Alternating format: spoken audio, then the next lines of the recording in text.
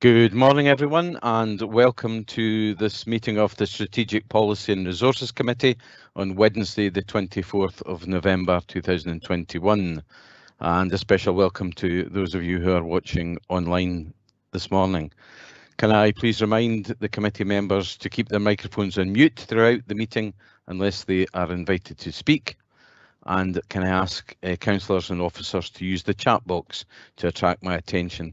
It's unable to see everyone on the screen, and the chat box is the best way to do that. It's a lot of business on the agenda this morning, so we will have a comfort break at an appropriate time. Can I now ask the clerk to take any apologies and substitutions and the roll call of attendance? Thank you. Morning. Yes, we have two apologies. We have apologies from Councillor Shires with the substitution by Councillor Baird, and we have apologies from Councillor Forbes with Councillor Braun substituting. If we could go, just confirm your attendance when I call out your name.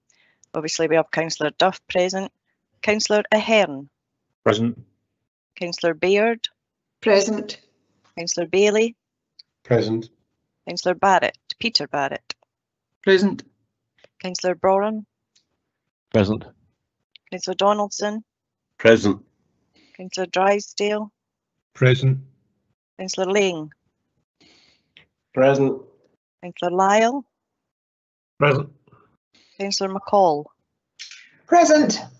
Councillor McEwen. Councillor McEwen.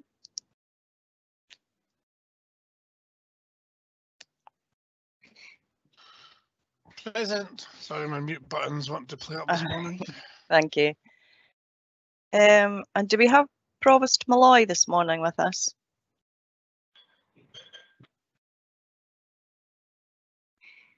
No, I don't think we do. Councillor Parrott. I'm here. Councillor Stewart. Yes. And Councillor Wilson. Present. Okay, that's everyone except the Provost this morning. Thank you. Thank you very much. We now come to declaration of interest, and I have a declaration of interest from Councillor Ahern. Thank you. Yeah, I've got a declaration of interest or non-financial interest in paper 14. Okay, thank you. I have a declaration of interest from Councillor Parrott. I have a declaration of non-financial interest with respect to item 11 regarding the Perth and Kinross Credit Union. Thank you. Thank you. Declaration of interest from Councillor Donaldson. Yeah, not a declaration non-financial interest in respect of 4.7 as I'm of paper 4 as I'm a director of Horsecross. Thank you. Councillor Braun. Yes, thank you, Convener. I'm not sure actually, but there is mention of Live Active Leisure in paper 4, and I have a non-financial interest in that, so I'm not sure whether I should declare it or not. It's only a brief mention, but okay, best to be sure. Thank you. Thank you. And lastly, Councillor Bailey. Thank you, Convener. A non-financial interest in paper 5 as a council-appointed board member of TACTRAN. Thank you. Okay, thank you. These are all the declarations of interest at this point in time. Can we move on to item 3, which are the sets of minutes before us? Can we agree the minute of the Strategic Policy and Resources Committee of the 1st of September 2021? Agreed. Thank you. Agreed. Can we note the minute of the Property Subcommittee of 23rd of August 2021? Noted. Noted. Thank you. Can we note the minute of the Employees Joint Consultative Committee of 27th of May 2021? Noted. Noted. Thank you. Can we note the minute of the Corporate Health, Safety and Wellbeing Consultative Committee of the 7th of June 2021? Noted. Noted. Thank you. Can we note the minute of the Perth and Kinross Integration Joint Board of the 30th of June 2021? Noted. Noted. Thank you. And lastly, can we note the minute of the Tay Cities Region Joint Committee of 23rd April 2021? Noted. Noted. Okay, thank you. That concludes all of the minutes for agreement and noting. We move on to item 4, which is the Revenue Budget 2021-22 update. And I'll ask Stuart Mackenzie to introduce the report, please. Thank you, Convener, and good morning, councillors. This report provides an update on the Council's revenue budget and housing revenue account based upon the August ledger. Section 2 and appendices 1 and 2 of the report detail variances against service budgets.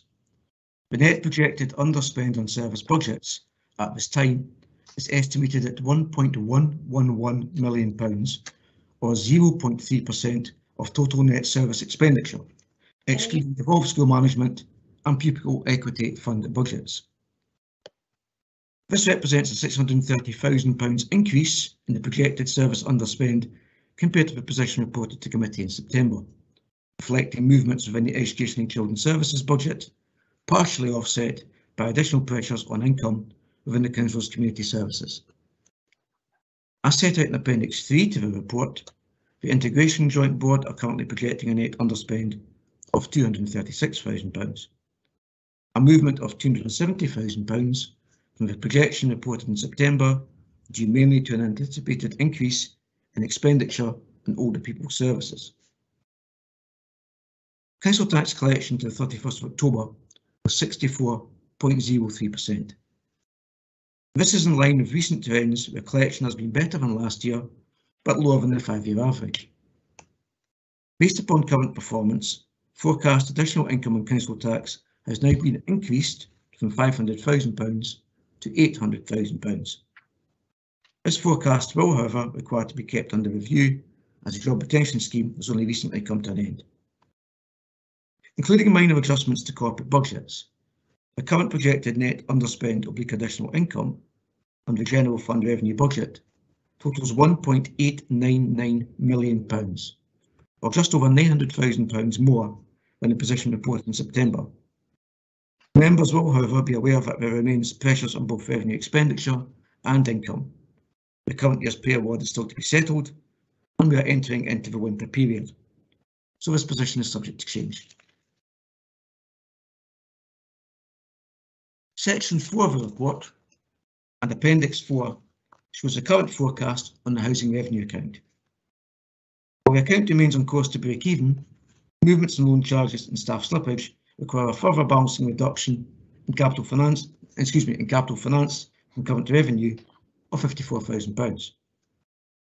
Section 5 of the report sets out recommended adjustments to the management budget arising from the notification of additional Scottish Government revenue support grant funding of £267,000 and a further £2.259 million of grant funding provided out with RSG. As outlined in Appendix 5, a large element of this funding relates to national employability initiatives. And to conclude, Sections 6 and 7 of the report seek approval for service variants and for movements to and from reserves.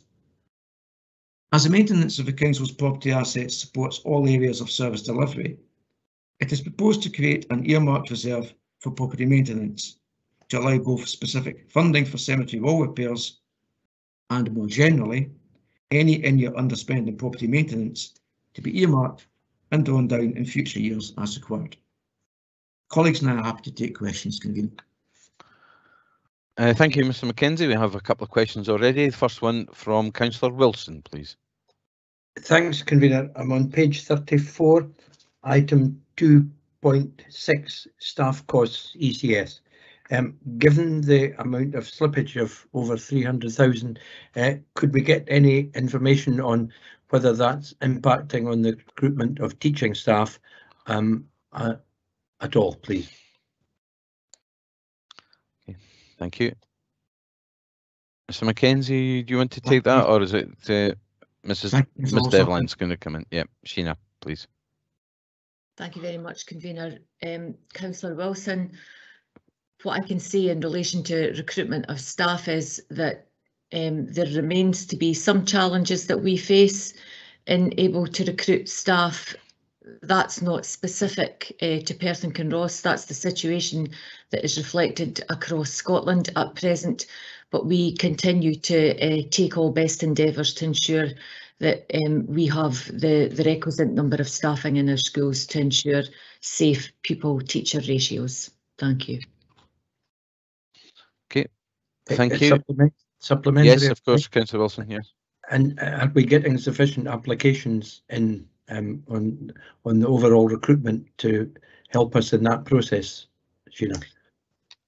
What I can say, Councillor Wilson, is that it varies. There's not a consistent amount, so from time to time we will have a sufficiency of applicants, and on other occasions on other jobs then that's not necessarily the case. So there's no consistent pattern, and it will vary from level of job and location, so that there is no consistent pattern across Perth and Kinross. I would have to let you know.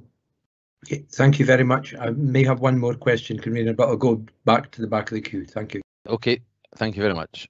Councillor Donaldson. Thank you, Convener. Council tax collection rates, and Stuart, you've mentioned the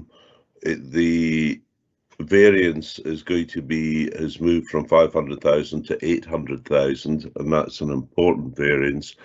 Can I ask, and I understand your caveats about job retention scheme, but if that rate of progress is sustained, what would that equate to in terms of the collection level, which we had at 96.5?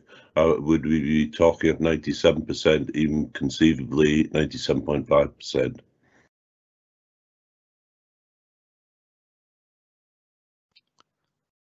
Mr. Mackenzie. Well, apologies, councillors, that was a beginner's error there.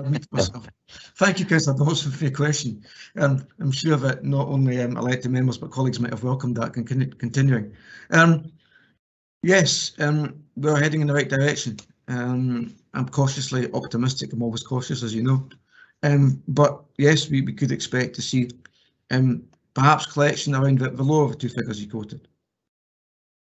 So just above 97%. Can I just ask Stuart then, does 0.5% on council collection levels equate to roughly about 800,000? A little less than that, but yeah, yes, it's £700,000. Yeah, broadly speaking, 1% is £1 million. We've been using that as our figure in other discussions, Councillor Dawson. So that's the order of magnitude. It's just to get a rule of thumb. Okay, thank you. Yeah. Thank you. Councillor Bailey, please. Thank you, Convener. I'm looking at the underspends in education and children's services on page 34. Particularly concerned about the underspends in devolved school management as well as pupil equity funding. I wonder if officers could give some reassurance about ways that we are maybe stepping up efforts in order to ensure that those monies arrive at the most where they're most needed before the end of the financial year where possible. Thank you.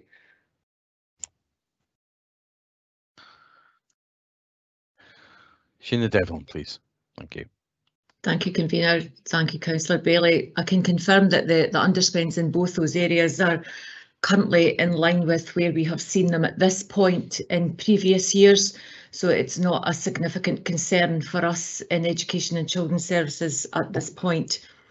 We are continuing to ensure, particularly in relation to the PEF funding, that that money is directed to support a range of children and young people, particularly those most affected by the impact of the pandemic and redressing any impact that may have had on their learning experiences. So in areas such as literacy, numeracy, health and well-being, those kind of areas, then the money is absolutely being directed there, I can assure you. Thank you. Can I have a follow-up question, please, Convener? Indeed. My reading of the first part of this paper is certainly that these are projected numbers for the entire financial year. Mrs. Devlin, is this maybe coming up because of the difference between a financial year and an academic year? Is that why these look like big numbers not spent? Because essentially you're in some cases dealing with academic rather than financial years. Councillor Bailey, in relation to devolved school management, what we see are schools who are prudent in relation to their devolved school management, and some of the monies within there that are currently underspent but planned for a spend and carry forward perhaps relate to aspects of property maintenance, painting, decorating, that kind of thing that requires to take place during periods when schools are closed. And so therefore there are planned carry forwards within devolved school management budgets. In relation to PEF, you're absolutely right, and that's been something that we've discussed, particularly in this committee before, that the funding is received on a financial basis and if schools plan on an academic year basis, but we expect to see over time that the two catch up with each other. Thank you. Great, thank you for that clarification. Okay, thank you. Councillor Peter Barrett, please.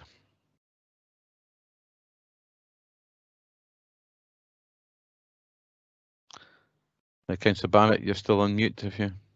Thank you.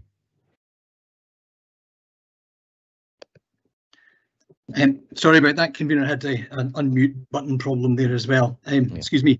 Paragraph 7.1 and 7.2 of the report refer to £416,000 previously approved by the Council for the recruitment of 4 children's and families social workers in order to deal with demand pressures. We're now returning 100,000 of that money. Did we misjudge the cost of the 4 social workers? Have we been able to fill those positions? And what is the impact of returning the money to the reserve?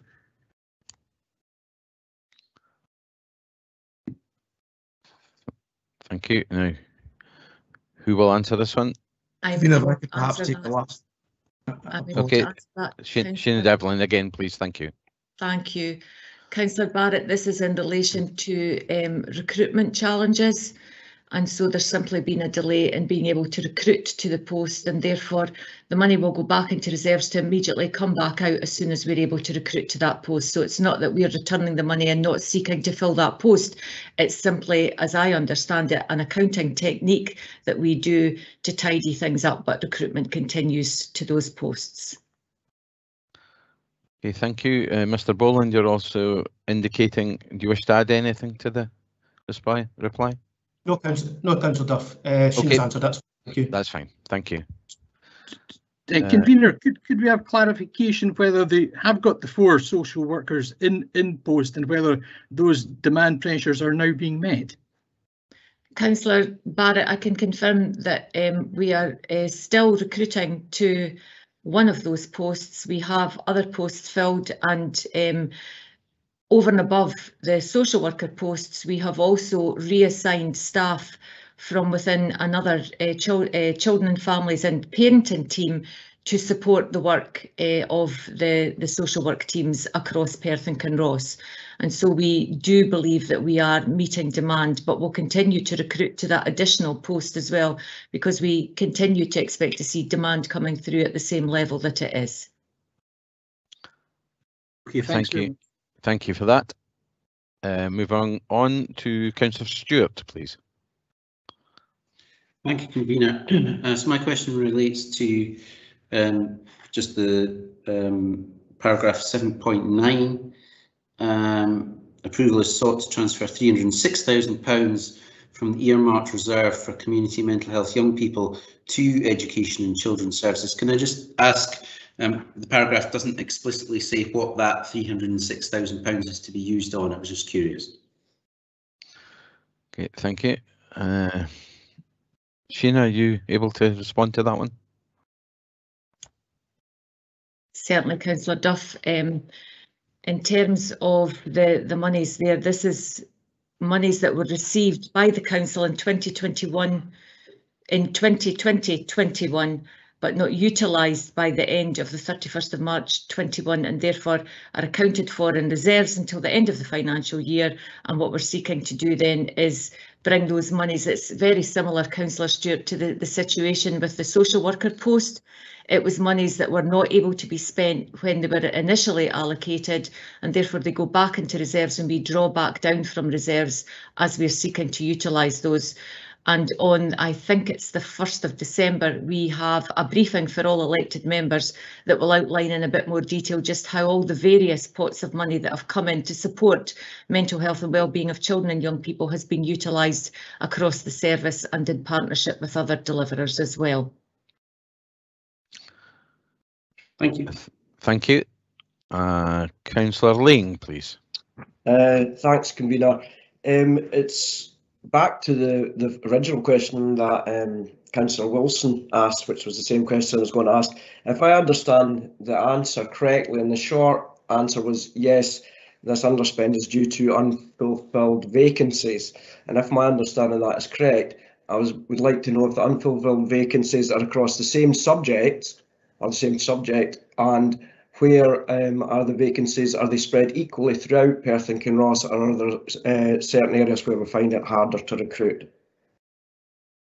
Councillor Lang, it's a range of vacancies that's not just in relation to teacher vacancies that contribute to the total underspend. So what we're not seeing is one particular area in terms of primary or secondary. It's the accumulation of a range of different areas where there's perhaps been delay in recruiting to particular posts, and we've used internal arrangements to cover those posts while seeking to recruit to the permanent post. There do remain some challenges nationally in terms of some subject areas, and those have been perennial difficulties. Things like home economics and mathematics can be quite challenging to fill, but that's not a particular issue that's widespread across Perth and Kinross at present. Thank you. Okay, thank you. And Councillor Parrott, please. Thank you, Convener. I'm on page 35 at point 2.16. It refers to an overspend of £75,000 due to resurfacing costs at Perth bus station. Is that the overspend against a bigger project, or is that £75,000 spent on resurfacing that hadn't been expected to be required? I have to admit to not being aware that there had been resurfacing work carried out there. Thank you. I think Fraser Crofts wants to come in this one. Thank you, Fraser. Thanks, Convener. Yes, this is a more recent project that's just appeared this financial year. There's some significant sinking and rutted potholes across the surface area. So this has really just occurred this financial year. It's not something that was part of a previous project, but certainly something that we need to put in place and ensure is safe for those using the facility, including the operators themselves. So if I may, has the work been carried out, or the work is shortly to be carried out? It's shortly to be carried out, Councillor Parrott.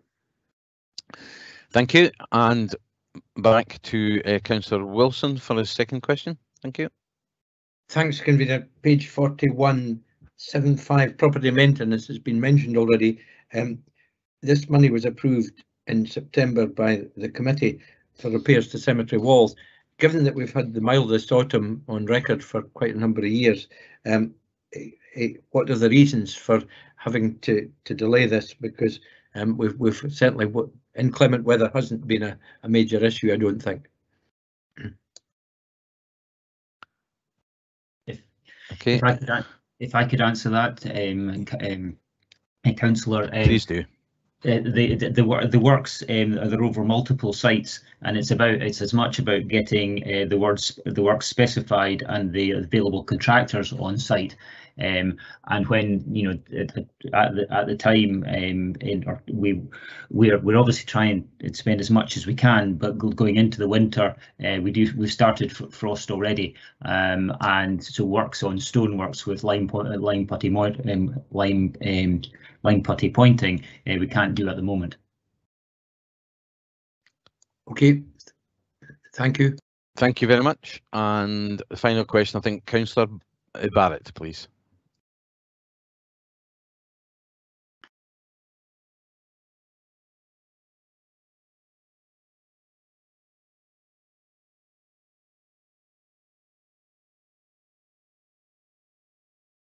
Sorry, Councillor Barrett, I'm afraid you're on mute, if you could.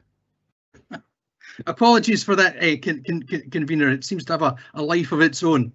I was saying on page 49 of Appendix 2, the home to school transport shows an underspend of 106,000, but only because of a one-off funding of 445,000. And does this mean that we've got a recurring pressure in excess of 300,000 for next year?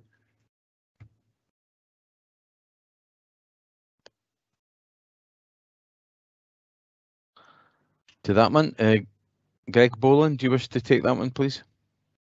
Yes, Councillor Barrett, we do have a recurrent problem. That's why we carried forward the 445,000. We have a working group that are working through our transport expenditure, coming up with a proposal how we reduce that. We have reduced it in the current year, so that's why you've seen a current underspend. But moving forward, we do have a longer term issue, which will be addressed as part of the next budget process, but we're hoping to reduce that as much as possible, if not in totality. Okay, thank you. Beg your pardon, my dog there. Is that okay, Councillor Barrett?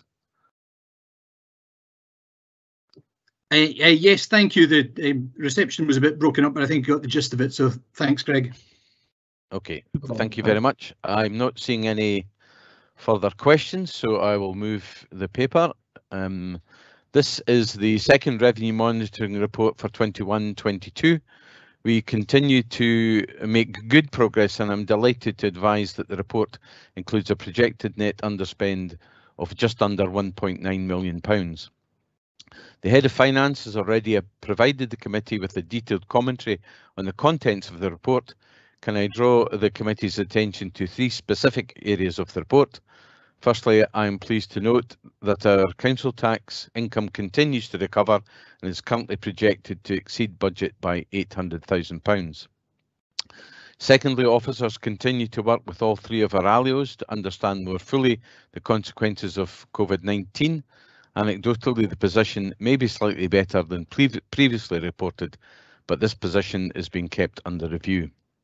And thirdly, the report seeks authority for the creation of an earmarked reserve for property maintenance, which will see underspends in this area ring-fenced for future activity. In my view, this is a sensible proposal that will allow us to manage the maintenance spend across the financial year. These projects set out within the report further reinforce the Council's reputation for sound financial management, and I would like to record my thanks to the Chief Executive, Executive Directors and staff across the whole of the Council for their continued efforts. I look forward to receiving further updates throughout the course of this financial year, and I'm happy to move the paper. Can I ask the Vice Convener to second, please?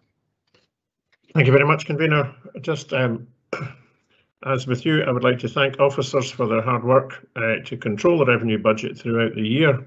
This allows us to maintain our reputation for competent financial management in Perth and Kinross Council, and I'm happy to second the paper. Thank you. Are there any comments, please?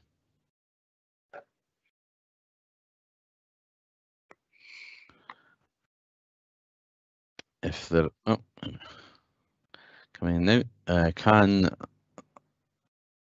I ask Councillor Bailey, please, to comment? Thank you, Convener. Really just to put on record that I'm concerned about the £80,000 underspend on housing repairs that's reported in paragraph 2.18.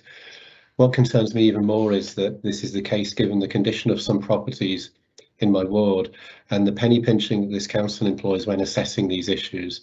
In some cases, we're literally using paint to try and resolve long-term damp issues. Hopefully, given this projected underspend, we can start to more proactively assess and resolve the root causes of some of these ongoing issues that our tenants are seeing before the end of the year. Thank you. Thank you, Councillor Bailey. If there are no further comments, can we agree the report? Agreed. Agreed. Agreed. Thank you.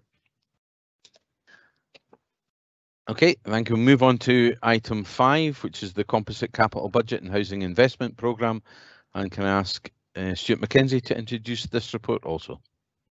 Thank you, Convener. This report provides an update on progress to the Council's approved capital budget and housing investment programme based upon expenditure to the end of September.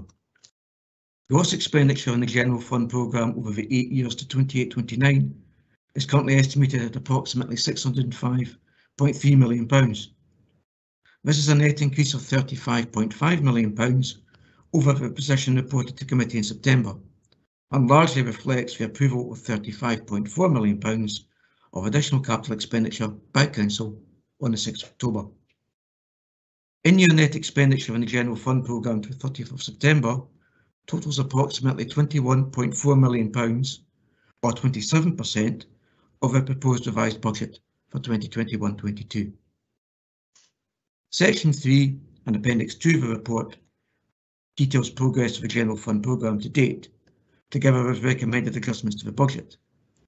These include adjustments to the phasing of expenditure and income and the Cross-Tier Link Road following award of the contract, the rephasing of expenditure on flood protection works, the acceleration of expenditure and early drawdown of Tay City's deal funding on Per City Hall, adjustments to the Prudential Borrowing Programme, and the acceleration of capital improvement works, amongst others.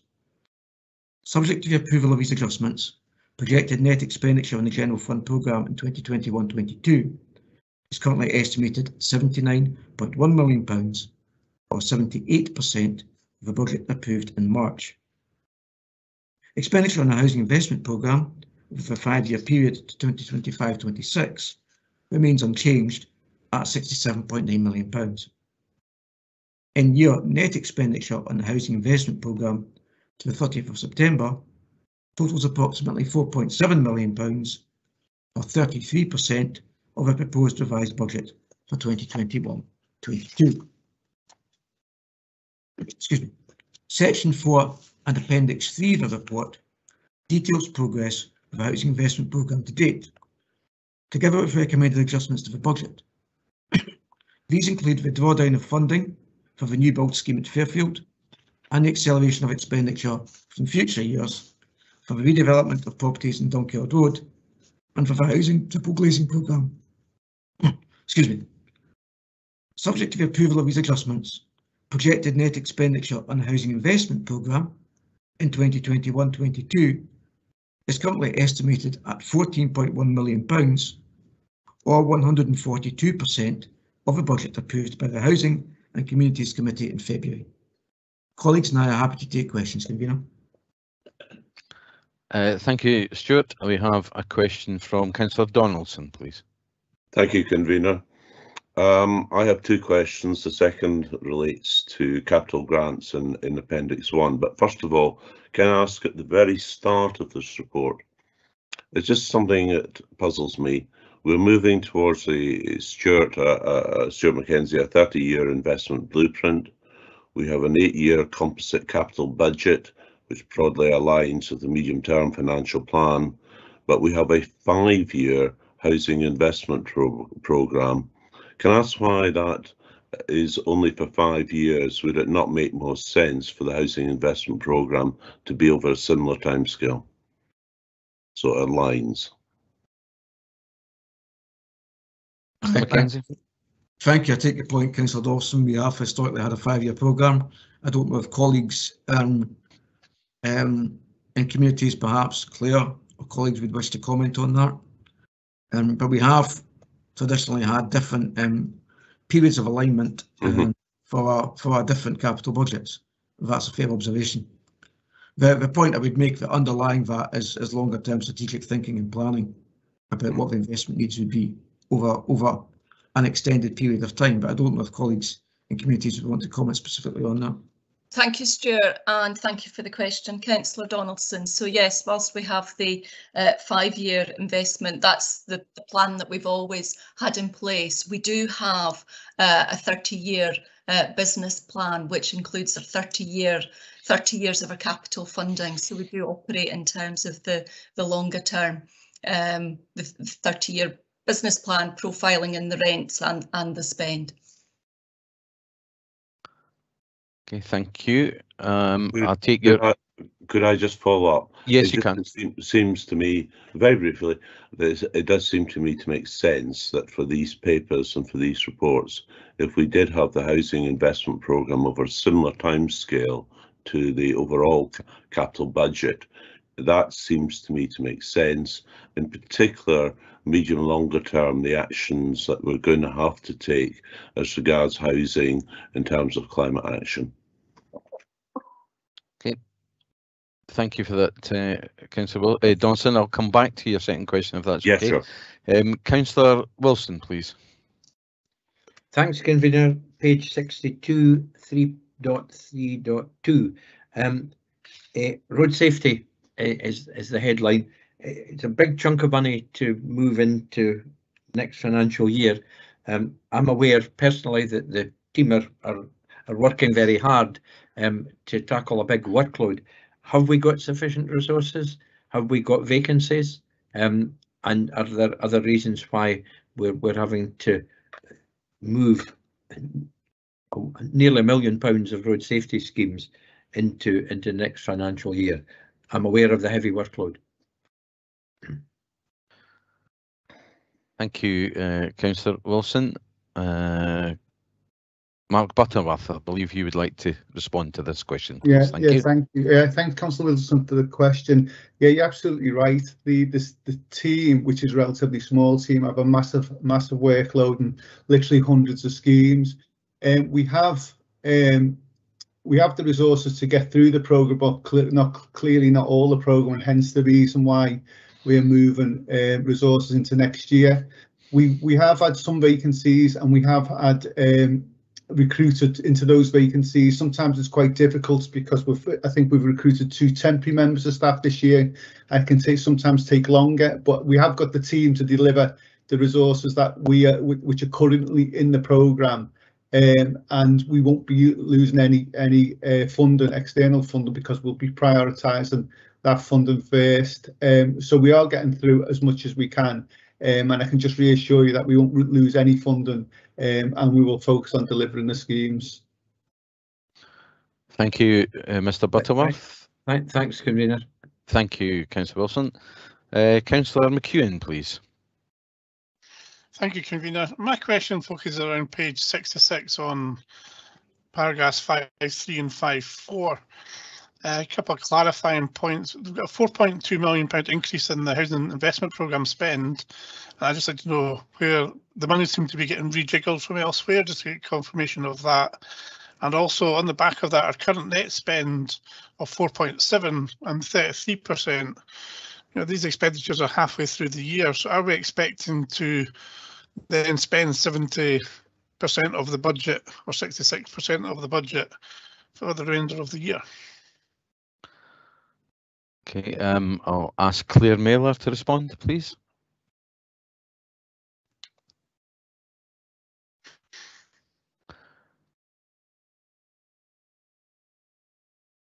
Thank you, Claire, but you're on mute. Apologies for that. No, it's okay. Thank you. Yes, as you will appreciate, at the beginning of the year, at the start of the year, with all of the delays due to COVID, I think the kind of projections in terms of the delivery of the programme were less clear to us. I think we've managed to sort of pick up pace, and we have drawn down from future years. In terms of the point of your second question, I'll ask Stephen Coyle to come in and give a response to that second point. Yeah, in terms of the expenditure in the first part of the year is generally lower because if we're incurring expenditure on house building, we'll draw down Scottish Government grant funding first, so then it makes our net expenditure look less than what it actually is in real terms. So our expenditure on these projects are more likely to come in later on in the financial year. So it's just a way that we always draw down the Scottish Government grant funding first in these projects. So we are expecting to spend the majority, if not all, of the rest of the budget within the last 6 months of the year. Okay, so it's like it's on an elastic band, it just suddenly catches up. Yeah. That's fine, thank you. Okay, thank you. Councillor Parrott, please. Thank you, Convener. I'm on page 63, 3.3.6. I note with a little concern, perhaps, the rephasing of the Crosstay Link Road payments, with 8.6 million now being delayed to 2024-25. And I'd ask for confirmation, hopefully, that this doesn't represent actual delay to the completion of the project. Further, could somebody expand briefly on the sentence following with regard to the terms and conditions of the Transport Scotland grant and the changes to the payment profiling made necessary to meet Transport Scotland conditions? Thank you. Okay, I think I'll ask David Littlejohn if he can comment, please. Thanks very much for that, and thanks for the question. Now, I can absolutely assure members that the reprofiling doesn't delay the completion of the project as currently estimated. It was just a practicality relating to when the commencement of the contract actually took place, was a month or so beyond what was initially projected, but the programme is running to time and on budget, so I'd like to give that reassurance to members. In relation to the Transport Scotland grant, members might recall that part of the grant relates to the Cross-Tay-Link. The grant relates to Cross-Tay-Link Road, but part of the conditions relate to some of the wider mitigation measures in Perth city centre, and the grant payments are being phased to align with some of those works in the city centre. So it's a technicality to make sure that from Transport Scotland's perspective, the bridge is very much seen as part of that wider Perth Transport Futures project, and therefore the kind of phasing of the two parts need to be aligned. So there's nothing to it than more to it than that. Thank you. Okay, thank you very much. Councillor Barrett, please.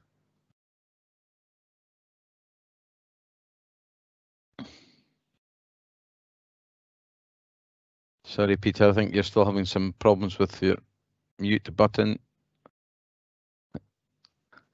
Thanks, convener, for bearing with me. I think the space. That's okay. I see it going on and off. It's obviously giving problems. Carry on. Similar question to the previous one, but in regard to 3.3.9 and the City Hall, I noticed that there's £2.8 million worth of works accelerated into this financial year, and a similar 2.8 million deferred into subsequent years from 22-23. Is that going to impact on the actual works carried out? And hopefully there isn't going to be work grinding to a halt next year. Okay, thank you for the question. I ask Fiona Robertson to respond to this one. Thank you.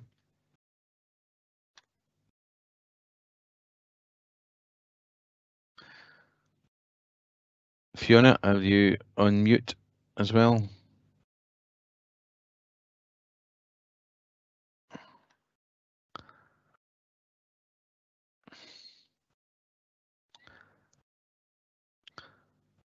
If I could, so Fiona. Okay, yes, if you could, please. Thank you. Stephen Crawford will be able to assist in a response to this. That's grand. Okay, Stephen, thank you. Just to answer straight the question, there's no delay on the programme or activities on site in this year and next year, and this is about just rephasing the budgets. Thank you very much. Okay, thank you for that. Councillor Bailey. Thank you. My question is actually about roads maintenance. I see that we are moving significant amounts of money into the future financial years on road safety, but I didn't see any mention of the big pot of money the administration created for roads maintenance in the years to come. Is that maybe because I'm confusing things and that was dealt with as revenue, so would have been in the previous report if it wasn't going to get spent? Or is it maybe because the money's online to get spent and we are on track here? I'm talking specifically about the additional money the administration put into the current and future budgets for road maintenance, like structural resurfacing, etc. Thank you. Okay, I think Mark Butterworth is going to respond to this one. Yeah, thank you. Yeah, there are two different things, Councillor. The roads maintenance, I think we're around 14-15 million this year. I haven't got an exact figure, but I'm pleased to report we are making really good progress. So we're not reporting or looking to rephase any monies at this point. And hopefully, particularly if we have a better winter than last year, I'm sure we will spend all the money this year. Great, thank you. That's reassuring. Thanks. Thank you. Councillor Stewart, and if there are no further questions after that, I'll come back to Councillor Donaldson. So Councillor Stewart first. Thanks, convener. My question, like Councillor Parrott's, is also on section 3.3.6 in relation to the Cross-Tay-Link Road. Can we just check that the contract awarded here is not for the whole project. So at the moment we're at phase 1, but that's a relatively small portion of the overall budget, and that there are further phases of the contract to be awarded, which are the substantial portions of the actual work to be done. If I can answer yes, of course. that question. Thank you, Councillor Duff, and thank you, Councillor Stewart.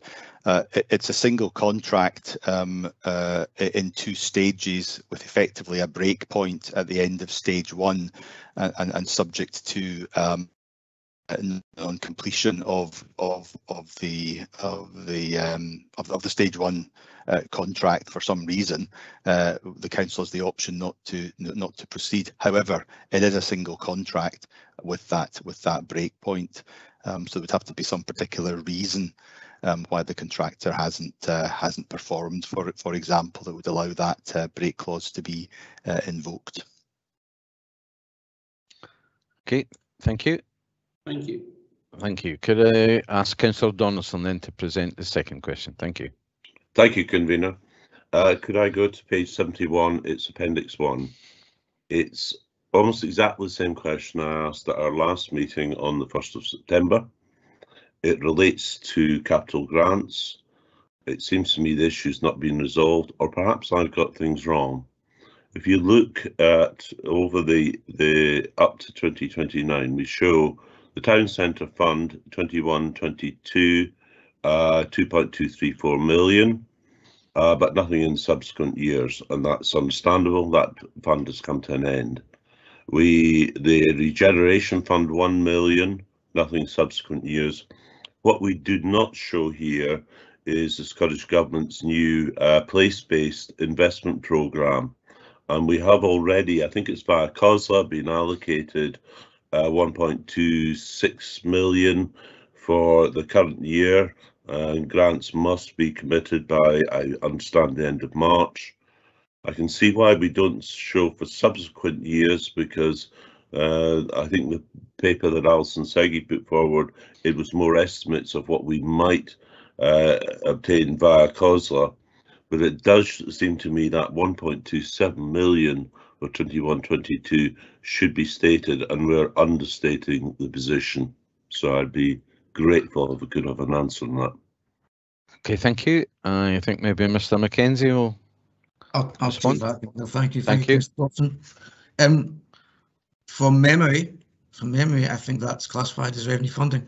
Although we apply it for capital purposes, I think it's essentially a revenue grant. I will check that, but that's my understanding, because I did, on the back of your questions at the last committee meeting, I did ask that question. So I will get back to members on that, but that's my understanding. Yeah, I would actually be grateful if you could on that. And if it is revenue funding, then there's greater flexibility around maintaining that position. Okay, right. I'd like to know. Thanks. Okay, yes, we'll get the answer to that for everyone. Thank you very much. And a final question then from Councillor Stewart. Thank you, Convener. Sorry, I forgot I had a second question. This is in relation to section 3.4.7 of the report. In relation to energy conservation, it's proposed that just over £250,000 of the prudential borrowing budget is removed from the programme in the current year. And I was wondering whether that meant is removed this year altogether from the budget, or is removed from this year to a future year. And I was just wondering what the reason. There's no explanation for removing that energy conservation budget, and I was wondering what the reason was.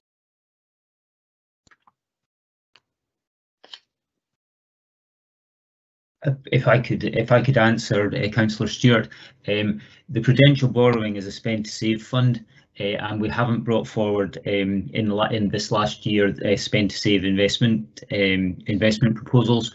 But that's not to say that can't be brought forward in future years. But it was effectively say it was an underspent investment fund that we haven't used. Okay. Thank you for that. As there are no further questions, I'll proceed to move the paper.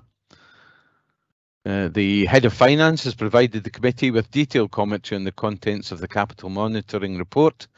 This latest update of the capital programme includes the welcome and very necessary additional investment in Blairgowrie Recreation Centre, Perth High School and the North Muirton Balhousie schools that we committed to in October. The additional investment of over £35 million means that the administration has committed more than £605 million of capital expenditure over the next 8 years. This investment will improve and enhance our schools, our roads, our bridges, our buildings and other infrastructure across the entire council area. This investment will also support communities across the length and breadth of Perth and Kinross and be welcomed by our residents, businesses and visitors alike. Furthermore, over the next 5 years, we're investing almost £68 million on the Housing Investment Programme. The report sets out the proposals that will accelerate the investment in line with our tenants' asks and needs. And finally, I would like to place on record my continued thanks to the officers across the council for their sterling efforts to ensure that this administration's capital programme during the most challenging of times. Happy to move the paper. Can I ask the Vice Convener to second, please? Thank you. Slight issues with my mute as well. Thank you, Convener. Again, I would like to thank the officers for their work with the delivery of this administration's capital budget. This investment will support communities across Perth and Kinross and highlights our additional investment, Perth and Kinross High School, Blairgowrie Recreation Centre and North Muirton and Balhousie schools. I'm happy to second the paper. Thank you, Vice Convener. Are there any comments, please?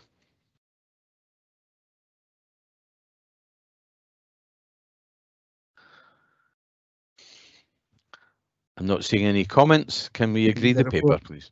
Agreed. Agreed. Okay, thank you very much. We agree the report.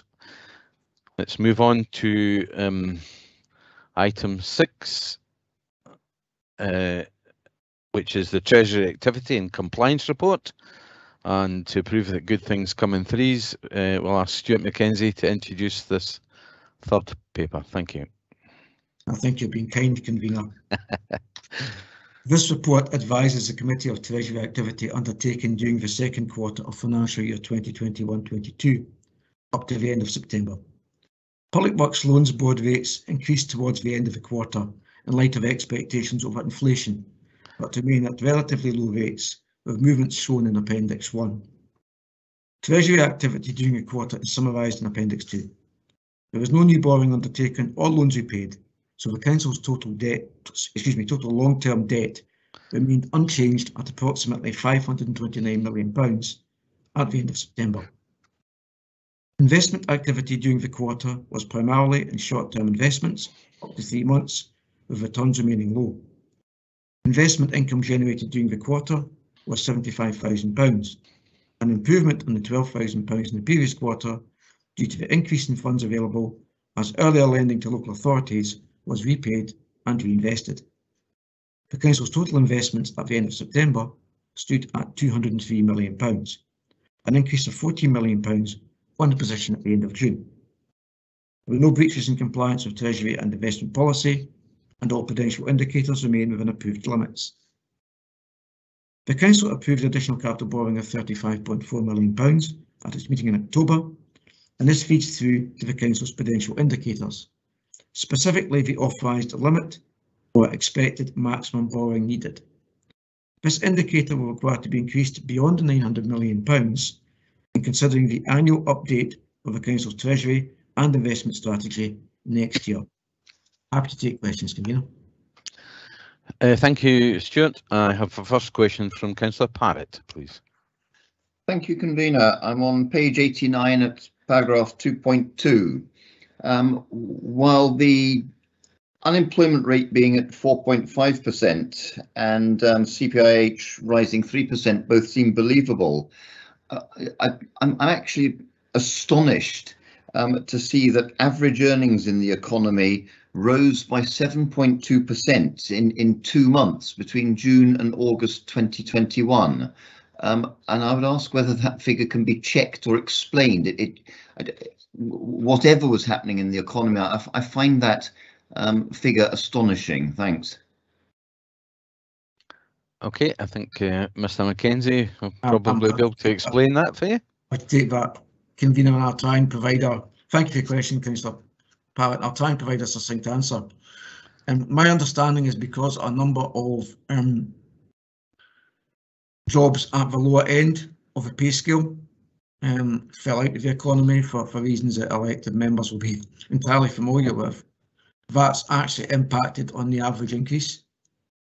So there's a distortion effect because a lot of low paid jobs were lost during the pandemic, and that's what's reflected in those figures.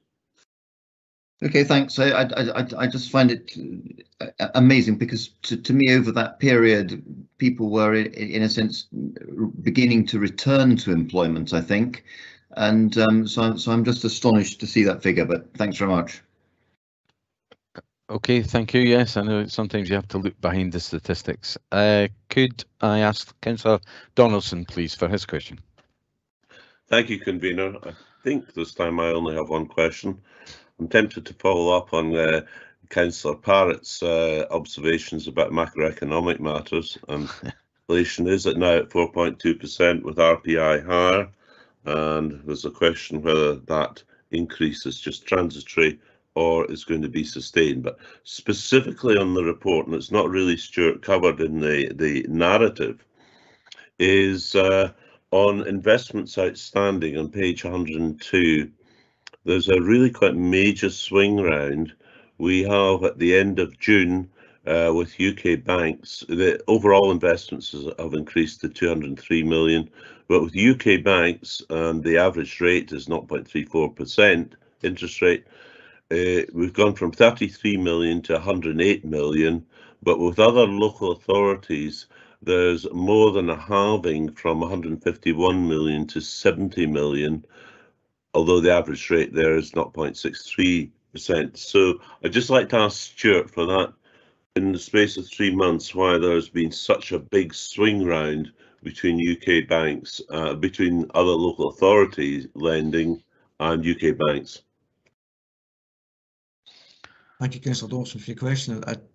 As interesting as it would be for us to debate macroeconomics, I'm conscious of the amount of business the committee has to get through. But in terms of your question, and it's a very, very good one, the market has changed dramatically. So during the period where local authorities both had, albeit short-term surpluses of funds through the additional COVID funding, on both sides, both in Scotland and in England, there was a vibrant market because local authorities were either looking to support COVID activity, their response, be it through business grants or other means. So they were looking for cash. Those authorities that were sitting on cash were in a position to lend.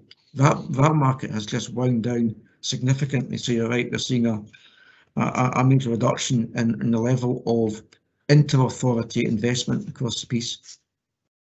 And it's unfortunate in terms of returns because that was what was generating some of the higher returns we've seen over the last 12 months. So basically it's market conditions. Yeah. Okay, thank you. Thank you. Councillor Wilson, please. Thank you. Page 92, 5.3. Mr. Mackenzie, there's an interesting implication in this paragraph that we may do some more long-term borrowing with the loan board rates still being low. The indications are, and this report confirms that interest rates might go up. They're certainly not going to go down. Do you want to say any more about that, or are you just keeping your powder dry? I'm conscious not to spoil what little Christmas presents I can offer elected members, Councillor Wilson, but we have been back into the market recently, based on the required borrowing to support the capital our capital investment. But this report covers a period in time, but we have taken some advanced borrowing and rates have been particularly low. And if you can bear with me, I'll update the committee in due course on that. Further information to follow, Mr. Mackenzie. I'm not being deliberately obscure. I'm just we're reporting on a particular period, so that will fall into the next report. Okay, thank you. Okay, Councillor Drysdale, please. Thank you, convener, and thanks, Stuart. I'm looking forward to my Christmas present. I just wanted to come back to your response to Councillor Parrott a moment or two ago, and just try and drill down a little further in that regard. As Councillor Parrott indicated, it's quite a significant adjustment in the summer months, and I'm just wondering if you can. I mean, you indicated it was during the pandemic, but would you also confirm my understanding that this is related to the employment drain following the Brexit decision, and that this is the departure of lower paid, often European people who have returned home following the Brexit decision? Thank you. Thank you, Councillor Drysdale. I suspect I may be entering political territory here, so I prefer to check the background information before commenting further.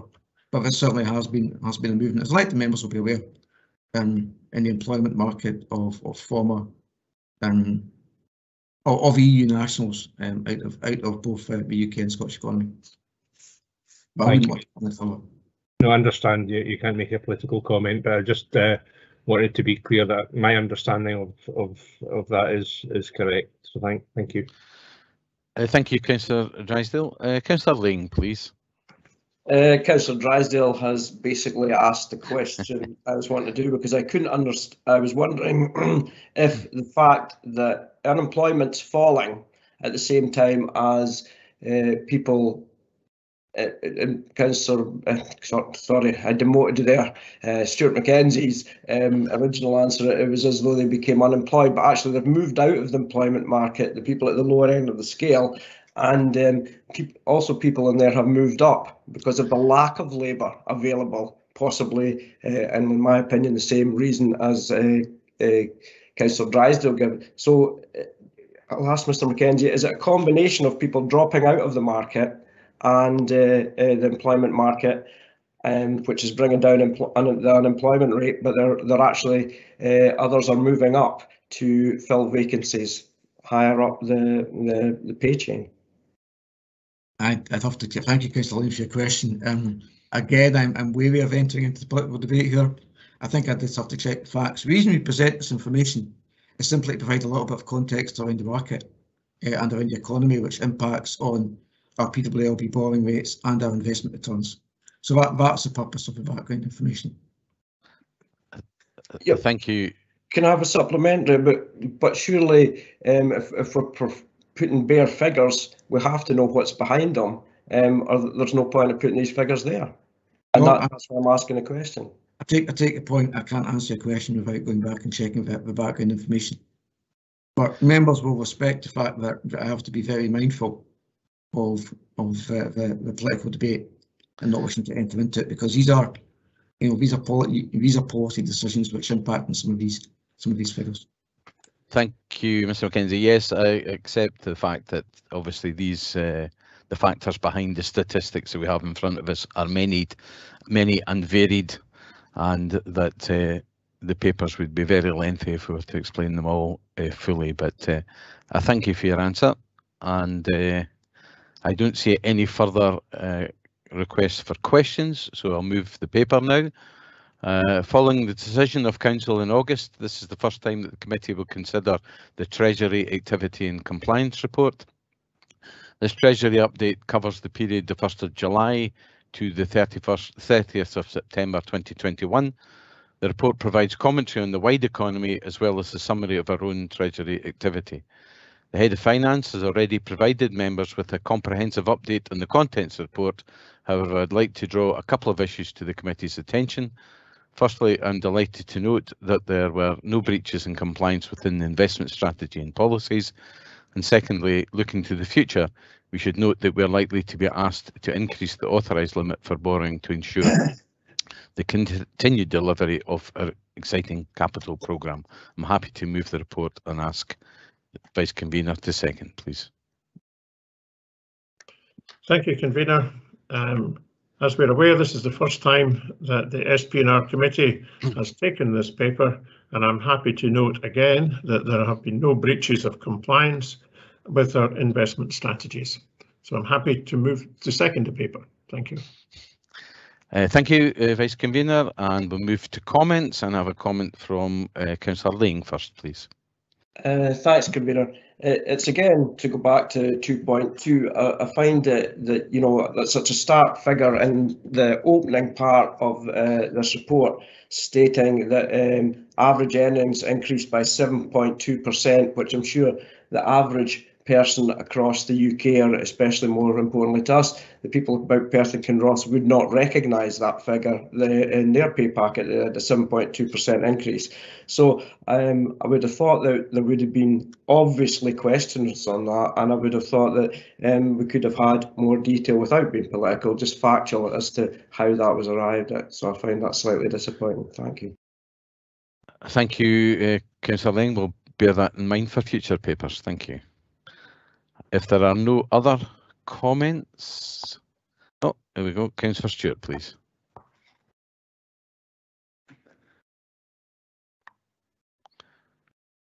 Councillor Stewart.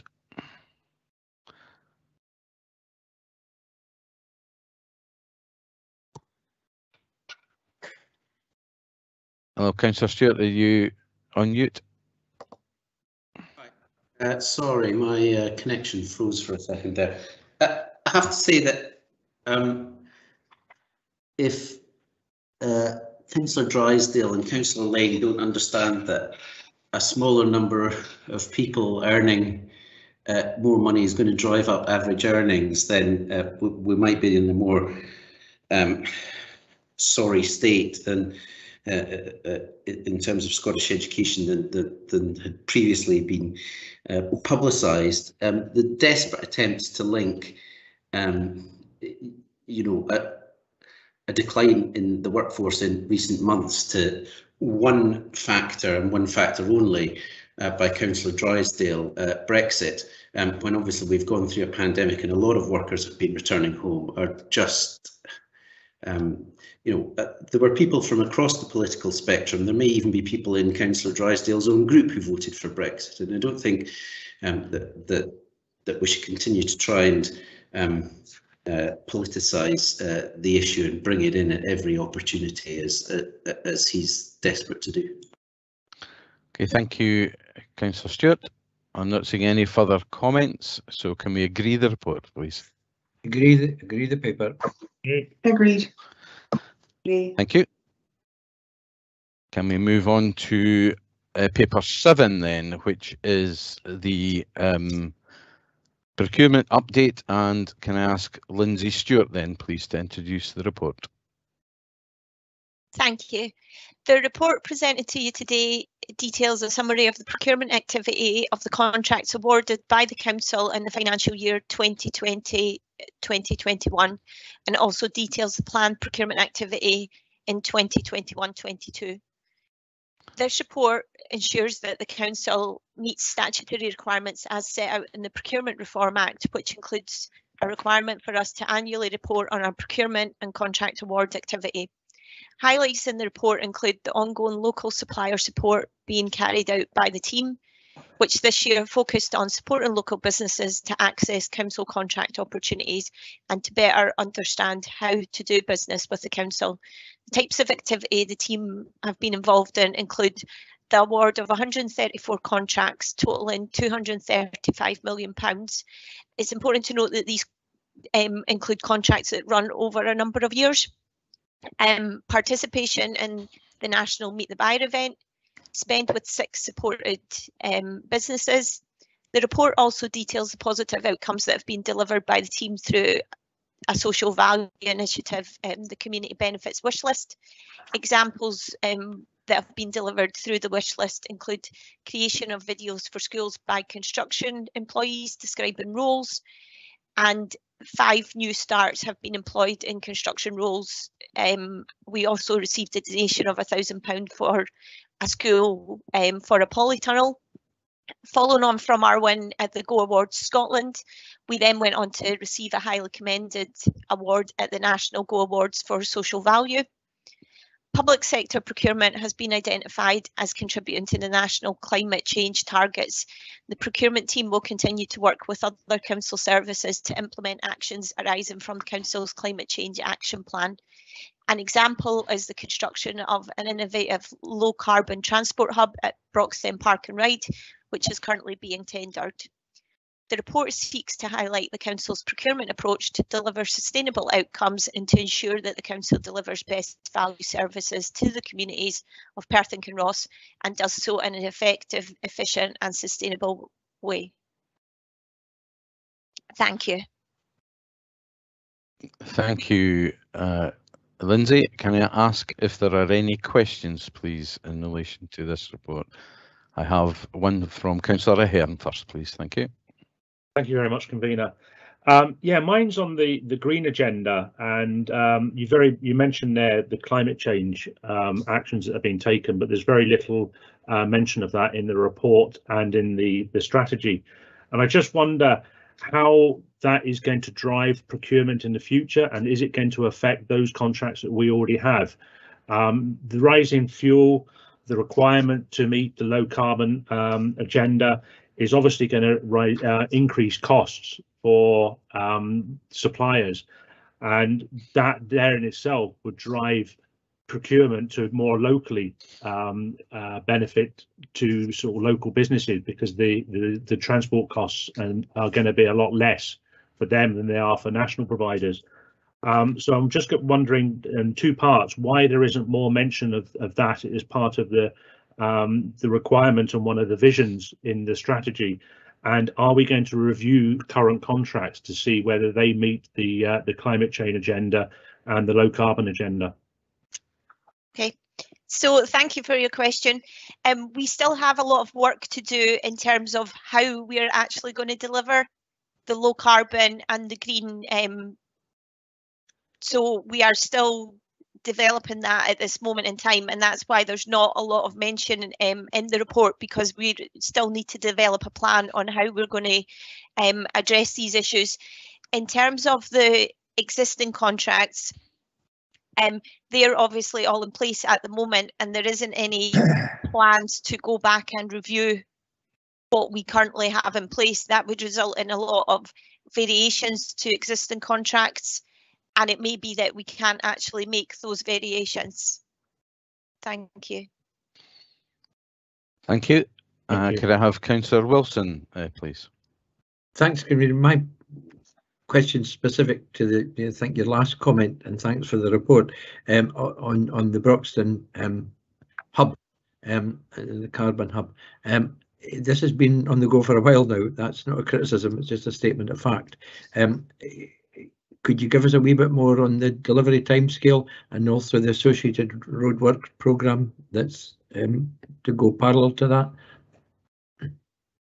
So in terms of the low carbon transport hub, there's a limit to how much information I can provide, because we are currently during the evaluation process at the moment.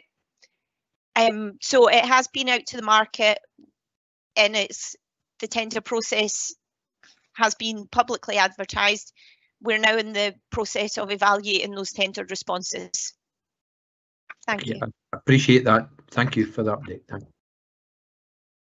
Thank you. Could I have Councillor Barrett, please?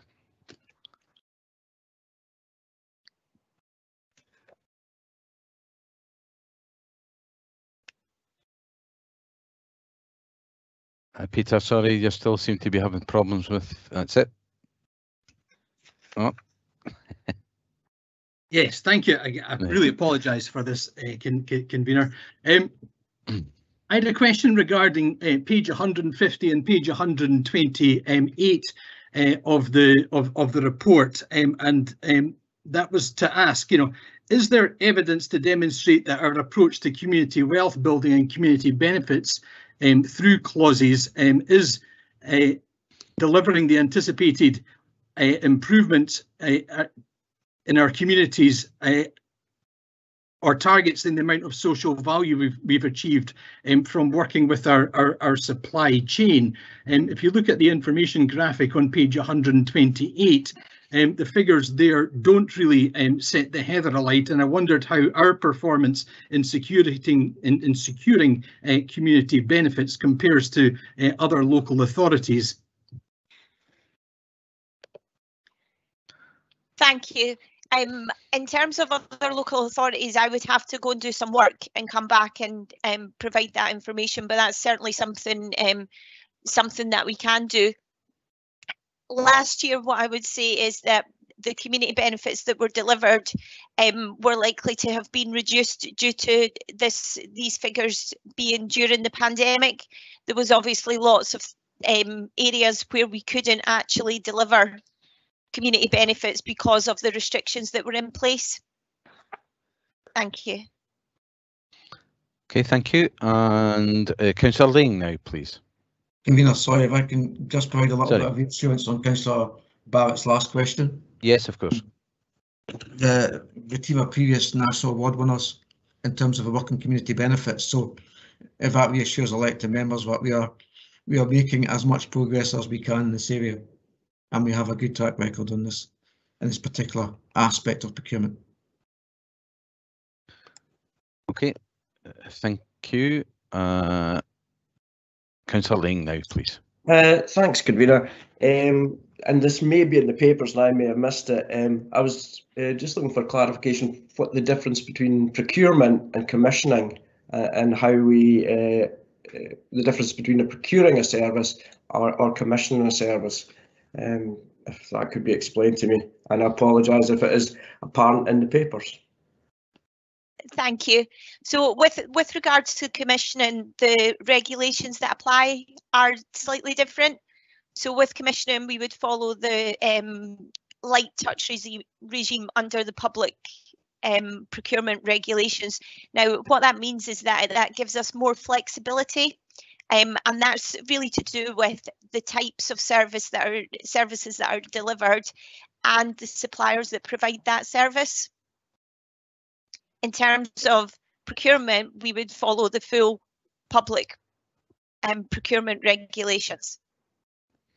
Thanks very much for that answer. Do you mind if I have a supplementary on the back of receiving that information? Carry on, Councillor Ling. Thanks, Convener. So when we commission services such as home care, etc., do we, as the commissioning authority, have any input into the pay and conditions of the people involved and at the point of delivery? Or do we entrust that without checking up on it just solely to the people we commission the services from? When we commission the services, we include it within the requirements. So we would still go out to the open market for care at home. When we commission those services, we ask the suppliers that are providing tender responses to give us information on their fair work practices, which includes things like living wage, 0 hours contracts. They are then evaluated based on that response, and that response then becomes a contractual requirement. Okay, Thank you. And we obviously we check that at certain intervals that what the information we'll be given is actually what's happening on the ground. That should be checked by the contract managers on a regular basis. Thank you. Thank you for that. Final question from Councillor Parrott, please. Thank you, Convener. I'm on page 128, the key statistics. Whilst I'm delighted that just over 89% of invoices were paid on time, it's a little concerning that 11% weren't. And I'm wondering whether, since this financial year in question was entirely impacted by COVID, does that reflect difficulties of, if you like, home working in the payment of invoices, or does it reflect complexities in the invoices that needed explanation before they could be paid? I'd be grateful for some commentary on the 11% that of invoices that were not paid within the normal time frame. Thank you. Thank you for your question. Unfortunately, I'm not able to answer that question, but I will find out and come back with further information. Thank you very much. Thank you. Okay, thank you. I'm not seeing any requests for further questions, so I'll move the paper. This report details the Council's procurement activity during 2020-21 and planned activity in the current year in fulfilment of our statutory duty to report on procurement performance. The range of goods and services purchased by the Council is considerable and, as shown in the annual report, supports the delivery of each of the Council's strategic objectives. I commend the continuing work which has been undertaken in supporting local suppliers through Meet the Buyer events. This is helping local businesses, large and small, compete for work not only with the Council, but across the wider public sector. Local communities also gain from our procurement through the inclusion of community benefit clauses in the Council contracts. The online community benefits wish list enables community groups to set out what they need and allows suppliers to better match this against what they can provide. Since the launch of the Community Benefits Initiative in May 2019, over 400 community benefits have been delivered in communities across Perth and Kinross, and I would encourage community organisations to sign up to our Community Benefits wish list. This innovative work on community benefits has been recognised at a national level. Following on from the corporate procurement team's success in the social value category at the Go Awards Scotland last year, I would like to congratulate them on further success at this year's National Go Awards, which recognise excellence in public procurement, where they achieved a highly commended award. The annual report shows the positive outcomes being delivered through the Council's procurement activity, and it asks the committee to approve the report. I'd ask the Vice Convener to second, please. Thank you, Convener. I would like to publicly add my congratulations to the procurement team on their success and recognition at the national level and at the awards. I think this highlights the hard work done by our team, and again, they're worthy of the accolades that they have won. Again, for Perth and Kinross, this illustrates and highlights the positive outcomes for our communities and local businesses, and I'm happy to second the paper. Thank you, Vice Convener. Are there any comments, please?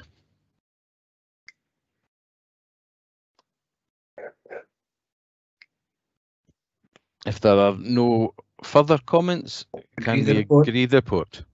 Okay. Agree the report. Agreed. Agreed. Okay, thank you very much. I'm going to take one further paper before we take a comfort break. So can we move on to item 8? Which is the Corporate and Democratic Services Business Management and Improvement Plan, and I'll ask Karen Donaldson, please, to introduce this report. Thank you, Councillor Duff. Good morning, councillors. I am very pleased to present to you this morning the Corporate and Democratic Services Business Management and Improvement Plan. Corporate and Democratic Services has the key resource functions relating to people, money, property and information. And this brings together the key strategic enablers of change and transformation for the organisation.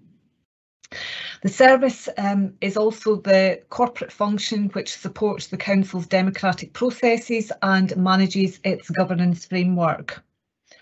And in addition, we provide specialist customer services directly to the communities of Perth and Kinross through its registrars, licensing, information governance, local taxes and benefits, and welfare fund and welfare rights teams. And finally, we also provide the general inquiry service for residents, businesses and visitors through the Customer Contact Centre. Corporate and Democratic Services contribution and achievements over the last year have already been well documented in reports to the Council and its committees, including the annual performance report itself.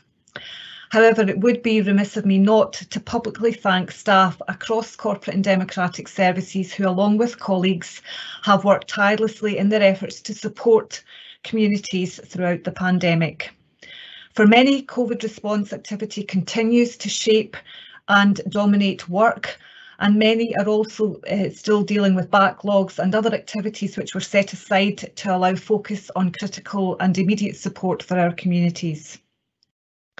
Corporate and Democratic Services connects and collaborates with all parts of the Council, with elected members, with our partners and also with communities. The plan that we have set out sets out our priorities over 6 key areas. And our plan sets out the changes that we will deliver in the forthcoming period. The service is currently developing a performance monitoring framework, which will enable us to know that we are making the difference that we intend to achieve.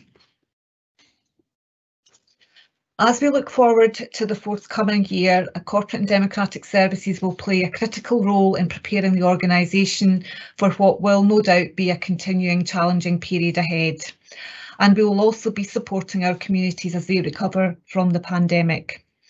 Some of the specific work we'll be involved in is continuing to support the health and wellbeing of our workforce and implementing the corporate workforce plan agreed by Council earlier this year.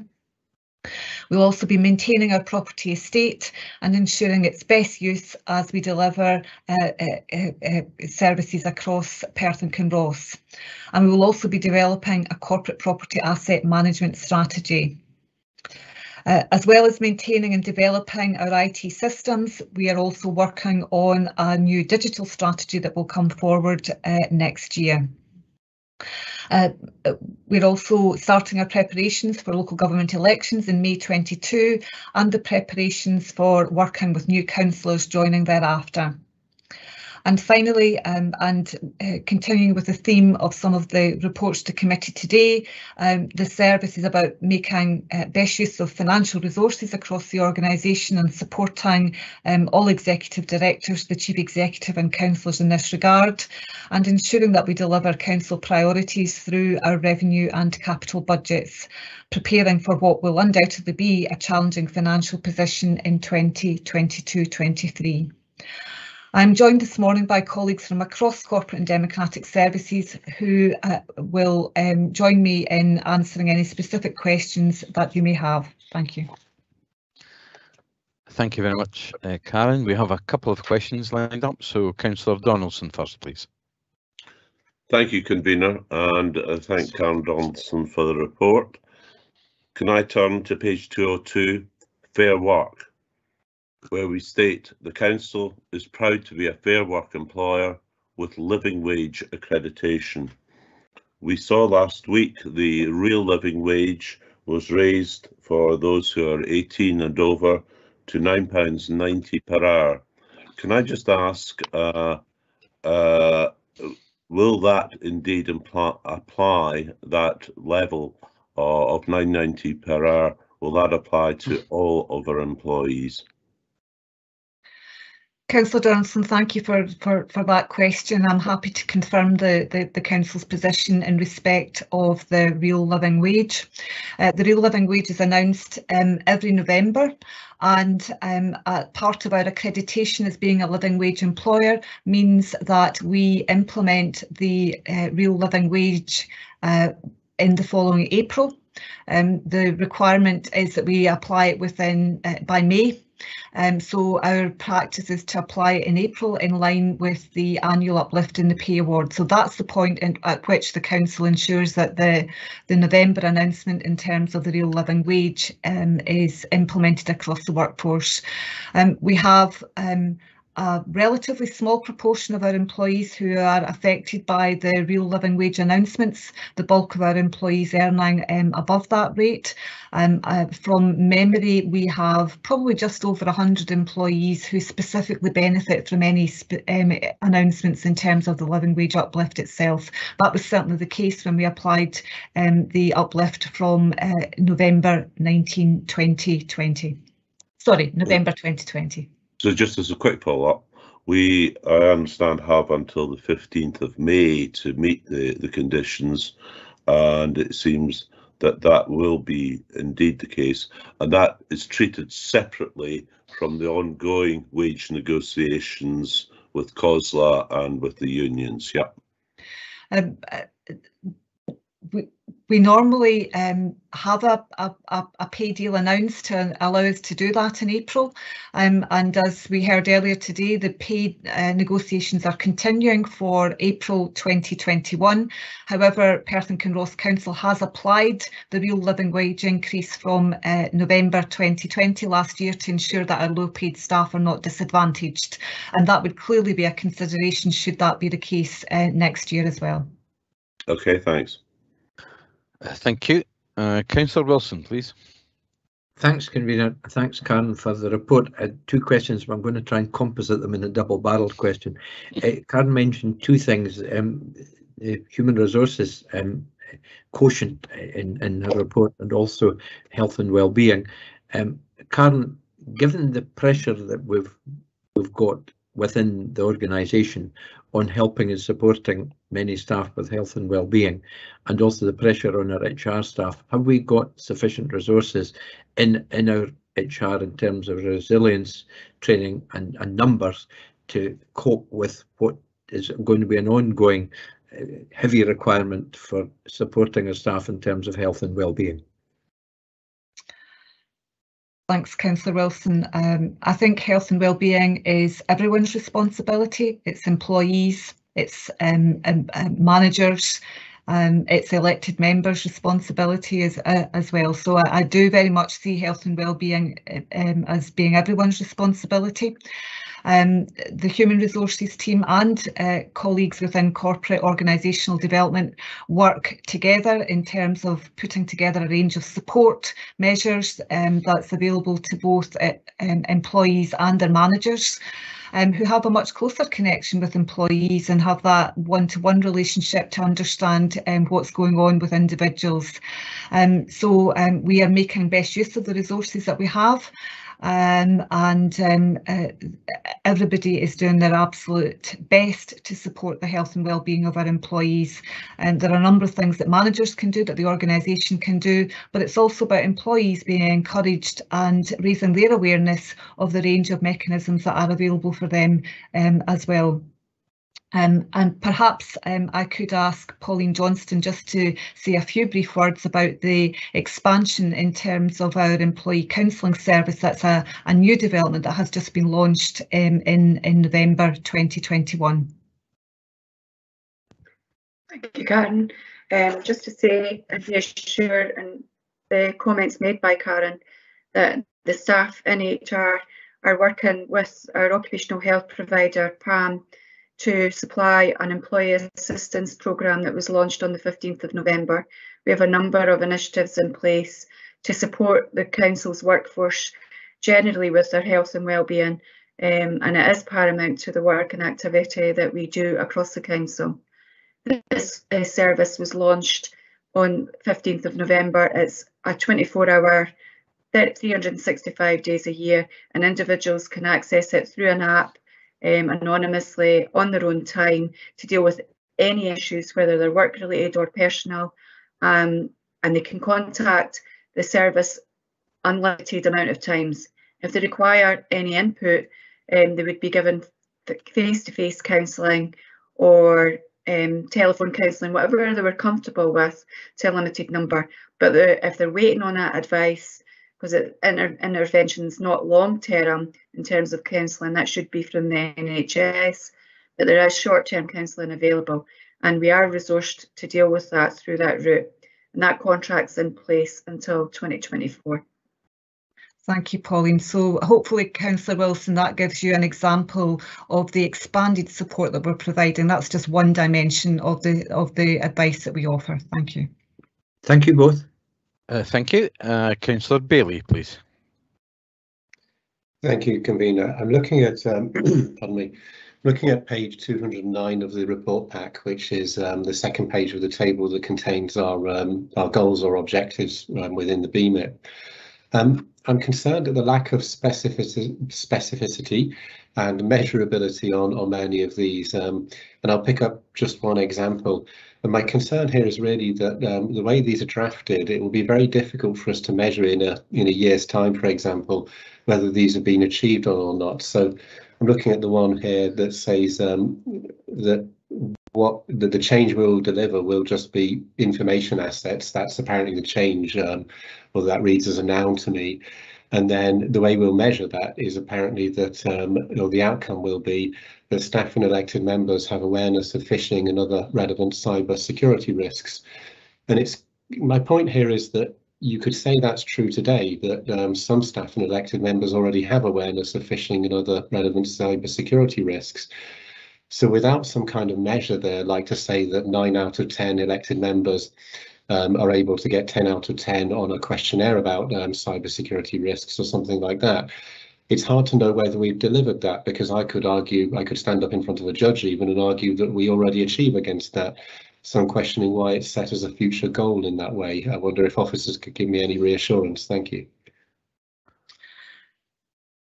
Councillor Duff, I'm happy to answer Yes, the please, question. I think it's a general question rather than one specifically in terms of our information assets. As I mentioned in my introduction, the service is currently developing a performance framework. That is work that's underway at the moment, and when that is developed, it will have some more specific measures in place so that elected members can exercise their scrutiny of our performance in that area. We are taking the opportunity to ensure that we measure that which is important and ensure that we have robust and effective systems in place to ensure that we are able to provide that information and reassurance to elected members. Therefore, when it comes to providing 6 monthly updates and reports back to Council, you will see a development of that part of the BMIP so that you can track and see those specific measures of performance. Thank you. I hope it's not ready at the moment, but is work. I can give you the assurance that that work is underway. And a supplementary, if I may, I wonder if it would be appropriate for this committee to actually scrutinise those goals or the way we're going to measure, because it feels like we're seeing something that's still in a work in progress here, and it feels like we won't have the opportunity to actually review this again once the goals are added, and that feels like a large part of the point of a BMIP to me. But I'll wait and see if other members agree with me. Thank you. Thank you, Councillor Bailey. Councillor, yes. The Scrutiny Committee obviously has a role in terms of scrutinising performance as well, and I'd be more than happy to report to scrutiny on our measures and our performance framework as we move forward when that's ready. Okay, thank you. Thank you. And the last question comes from Councillor Lane, please. Thanks very much, Convener. It's returning to where it started off on page 202 under the Fair Work statement. I was really pleased, and it was not unexpected that the Council's leading the way and will always endeavour to pay the real living wage, and it's a credit to the Council that we have accreditation there. My question is, the last line, we promote fair practices and our procurement strategy and work with partner providers and commission services. I was just wondering if we, as the commissioning and procurement agency, have any idea of the percentage of contracts, etc., that we put out that are to people who do not adhere to the real living wage. It's especially pertinent to where it's services that we used to have within house that we've now commissioned out. Karen, I don't know if you're able to. Yep. Yeah, I'm happy to provide a response to that.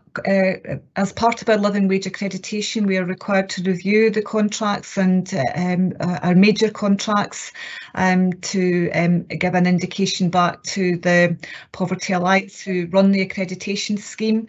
And we do provide that information and to them. I don't have the latest information to hand, but I will be able to provide that.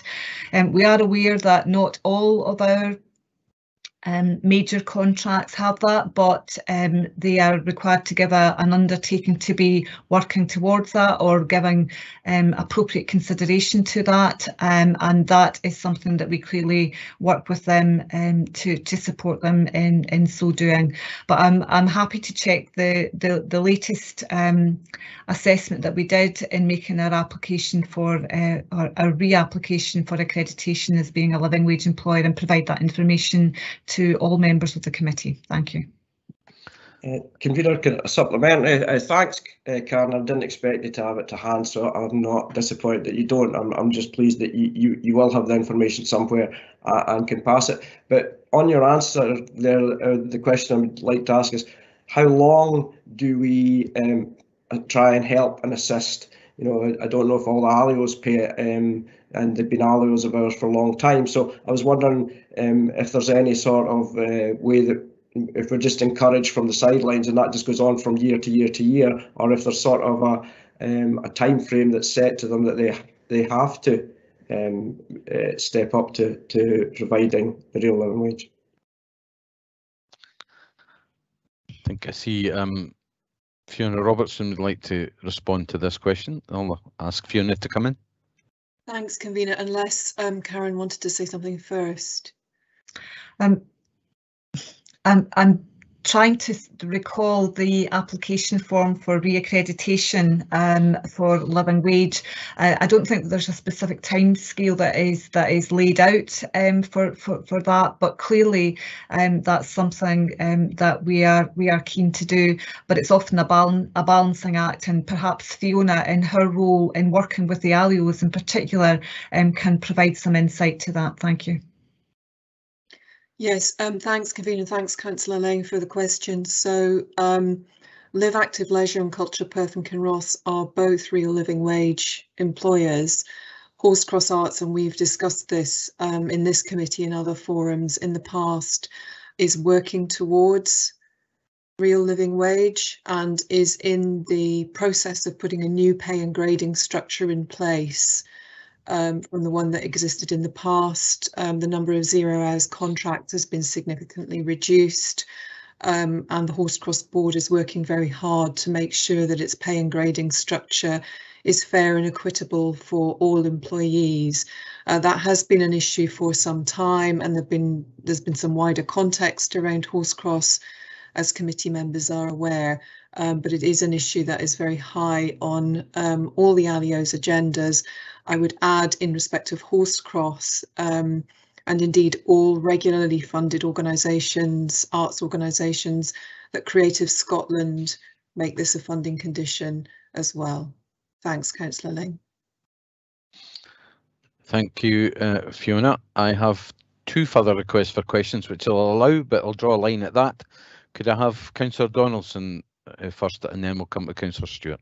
Could I just say, Convener, because I don't think Councillor Stewart's asked the question on this paper yet, out of courtesy, to let him go first, and then I'll ask my question. Fair enough. I appreciate the offer. Councillor Stewart. Thank you very much, Convener. Thank you, Councillor Donaldson. It was really, I guess, a supplementary question to Councillor Bailey's in relation to the fleshing out of the desired outcomes into measurable objectives. Given that this is the committee that is approving the direction in terms of the Business Management Improvement Plan, and scrutiny would normally look at performance instead, would it be not be appropriate for the fleshed out actions to come back to this committee rather than to scrutiny, and as a kind of tangent or supplement to that, did you say that we would be getting 6 monthly updates? So maybe in 6 months' time we could expect that all of that work to flesh out these desirable outcomes and objectives into actions would be able to come back to this committee? I'm happy to bring that back to this committee at the next cycle of reporting on performance reports. And sorry, you mentioned the Chief Operating Officer. You mentioned the doing 6 monthly updates. So that would be within in terms of the fleshed out objectives and actions. That would be 6 months from now. I would say 6 months from when it went to the Scrutiny Committee, because the work is already underway. It's just not complete across all areas of the BMIP. Yes. Thank you. Great. Thank you. And then Councillor Donaldson for the final question, please. Thank you very much, Convener. I would follow up on Councillor Bailey's and Councillor Stewart's comments on performance measurement, and there doesn't seem to be KPIs in this paper, key performance indicators, which I think is important going forward.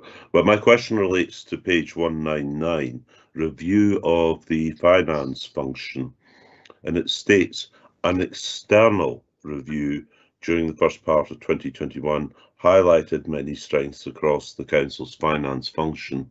Now, I'm not sure if I, especially as a member, Vice Convener of Audit, I've missed out on something here. We obviously have the audit carried out by KPMG. We did have the best value audit report, although that was quite some time ago, probably two and a half years ago. Can I ask the nature of this external review and who it was carried out by? Okay, thank you very much for your question, Councillor Donaldson. I wonder who would like to respond. I'm happy to respond to that, and I'm sure Karen, that thank you. Stuart Mackenzie may wish to supplement that. This was a review that was carried out by ASETS, who spent some time with senior officers across the council and finance colleagues, and I believe also some elected members who are engaged in financial activity. So they carried out the review, and they assessed our strengths and areas where we may wish to look at improvements in future. That review paper has been considered by the Executive Officer team, and effectively they have asked for some improvement activity to develop the finance function as we move ahead. So that is the work that we're undertaking at the moment. Officer time at the moment, as you would imagine, is very much focused on our budget preparation, and we would hope to have information that we'll be able to share with elected members. That would probably be early next year. Thank you. I noticed in the chat that yes. Thomas may also wish to add to this. Thank you.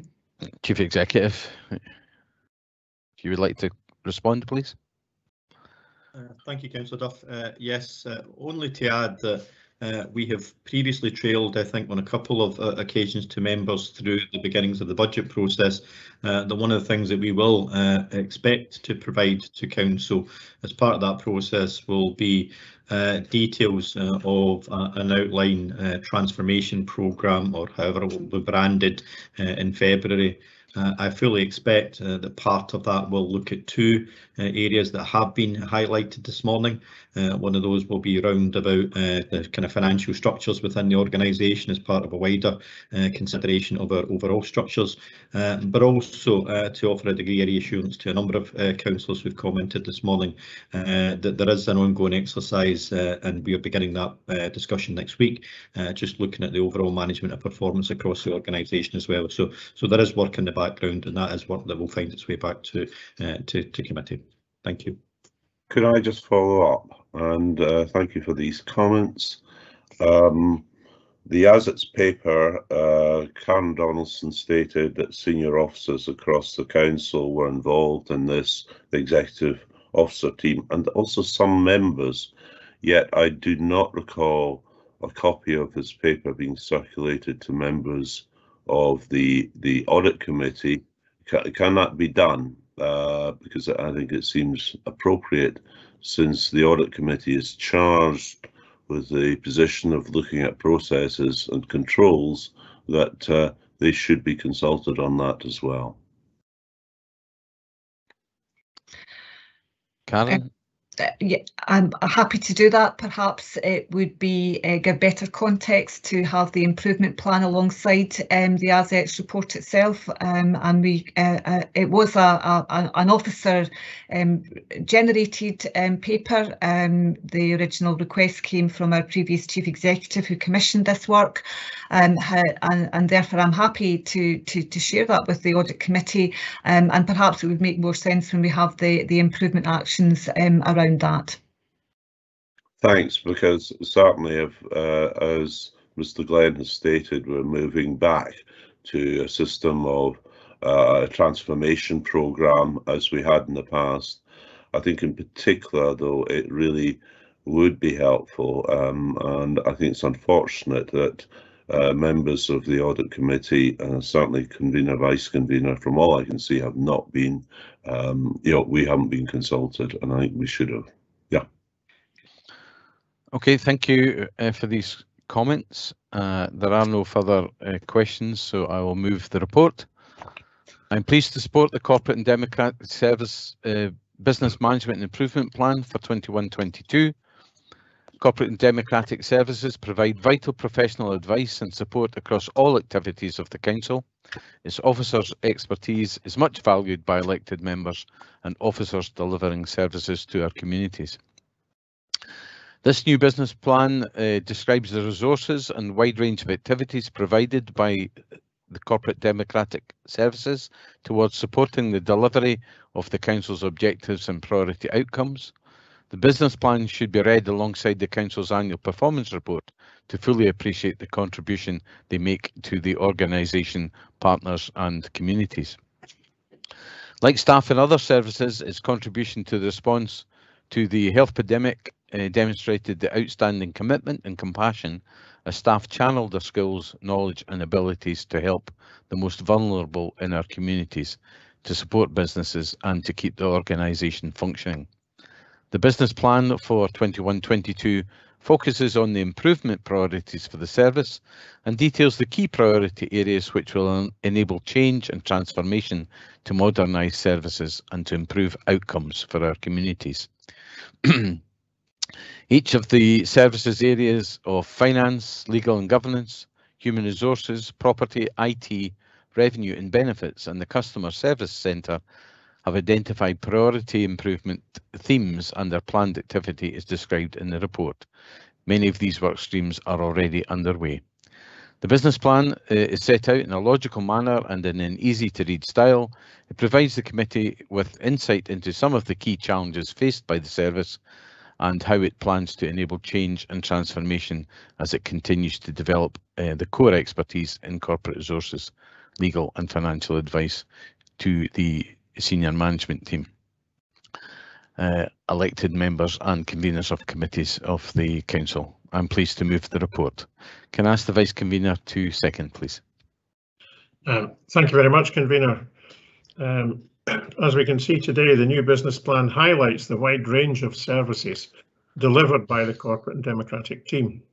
It notes the commitment to help others throughout COVID-19, helping to support the most vulnerable, be it individuals or businesses throughout this pandemic, whilst at the same time keeping the delivery of our services functioning in the most challenging of conditions and circumstances. I would personally like to thank them all for their efforts during the last 18 months and beyond, and thank them and look forward to the next view of this plan. Happy to second. Thank you, Vice Convener. Are there any further comments in this paper? Give it a second. If Councillor Donaldson.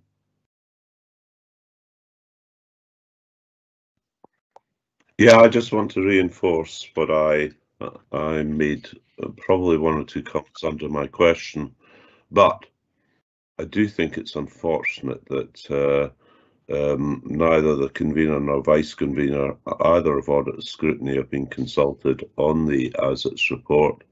We were told by Karen Donaldson that there had been discussions with the executive officer team, senior officers across the council, and also elected members I can only presume that those elected members were members of the administration, perhaps, but I do think it's important to keep, and the audit and scrutiny they're not party political bodies at all.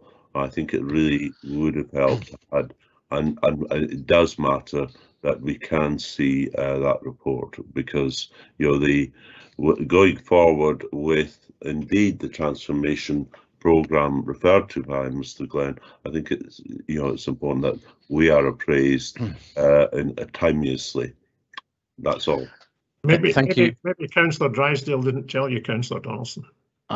And you'll notice in the chat, Councillor Donaldson, that apparently Councillor Drysdale, as chair of the audit committee, was interviewed by Assets. I don't know, Stuart, if Mr. Mackenzie has a point of clarification, or perhaps that is it. That was the point I was going to make, Councillor. Convener, thank you very much. Thank you. That's my understanding. Yes, thank you. Okay, if there are no further comments, can we agree the paper, please? Agreed. Agreed. Agreed. Okay, thank you. It is now 11:26. We'll take a short recess for a comfort break, and can we all be back, please, for 11:35? Thank you.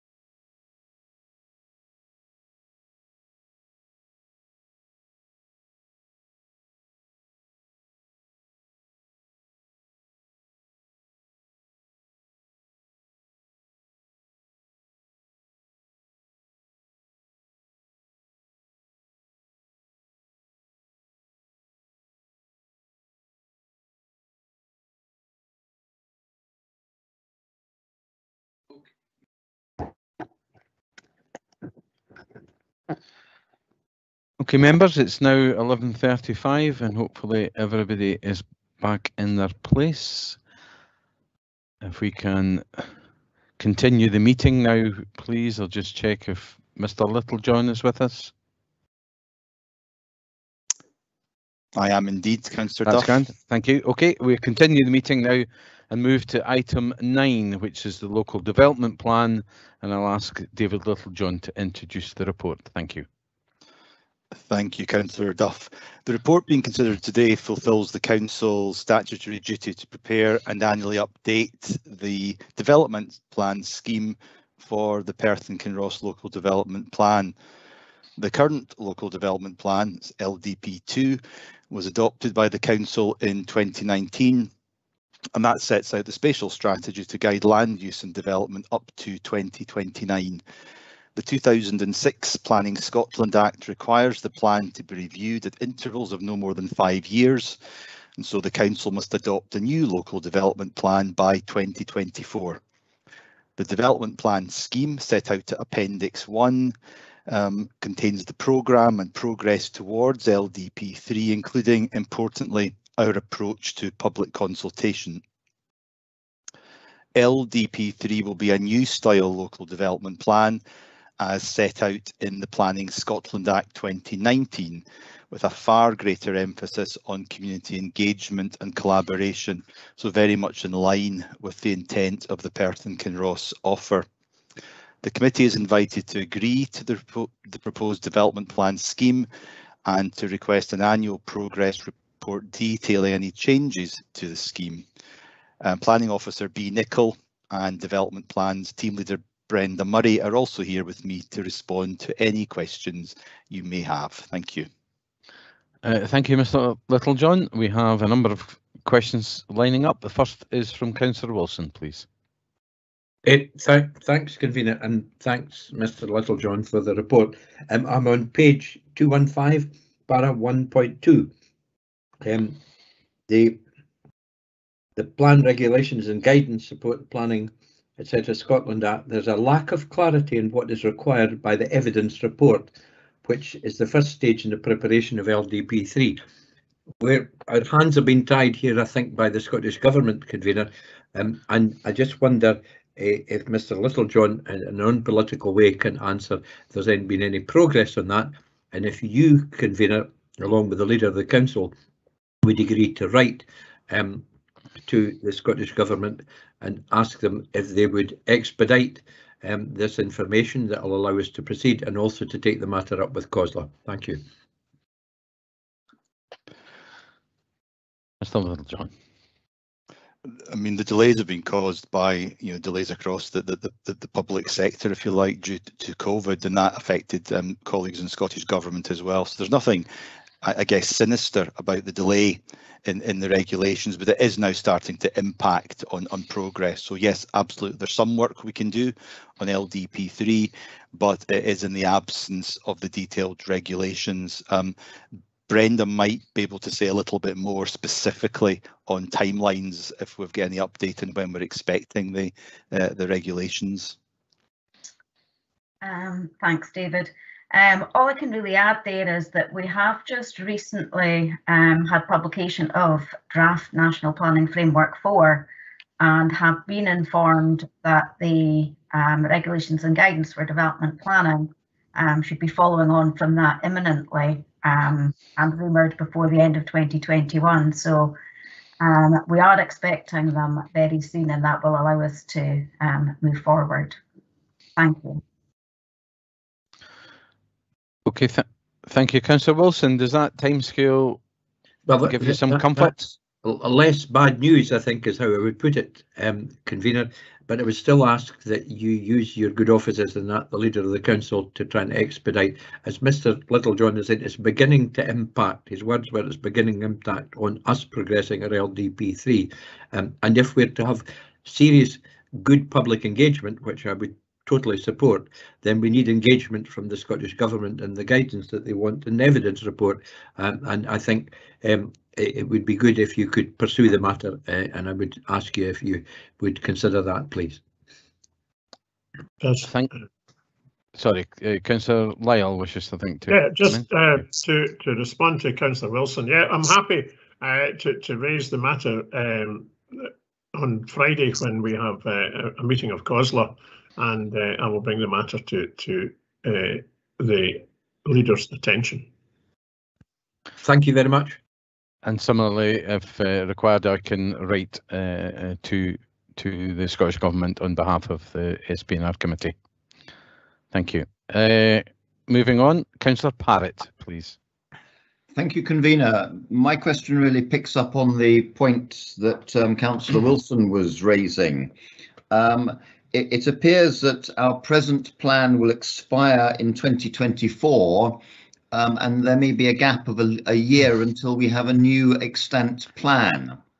My understanding is that where there is no extant plan, that gives developers what a layman might call loopholes to gain advantage.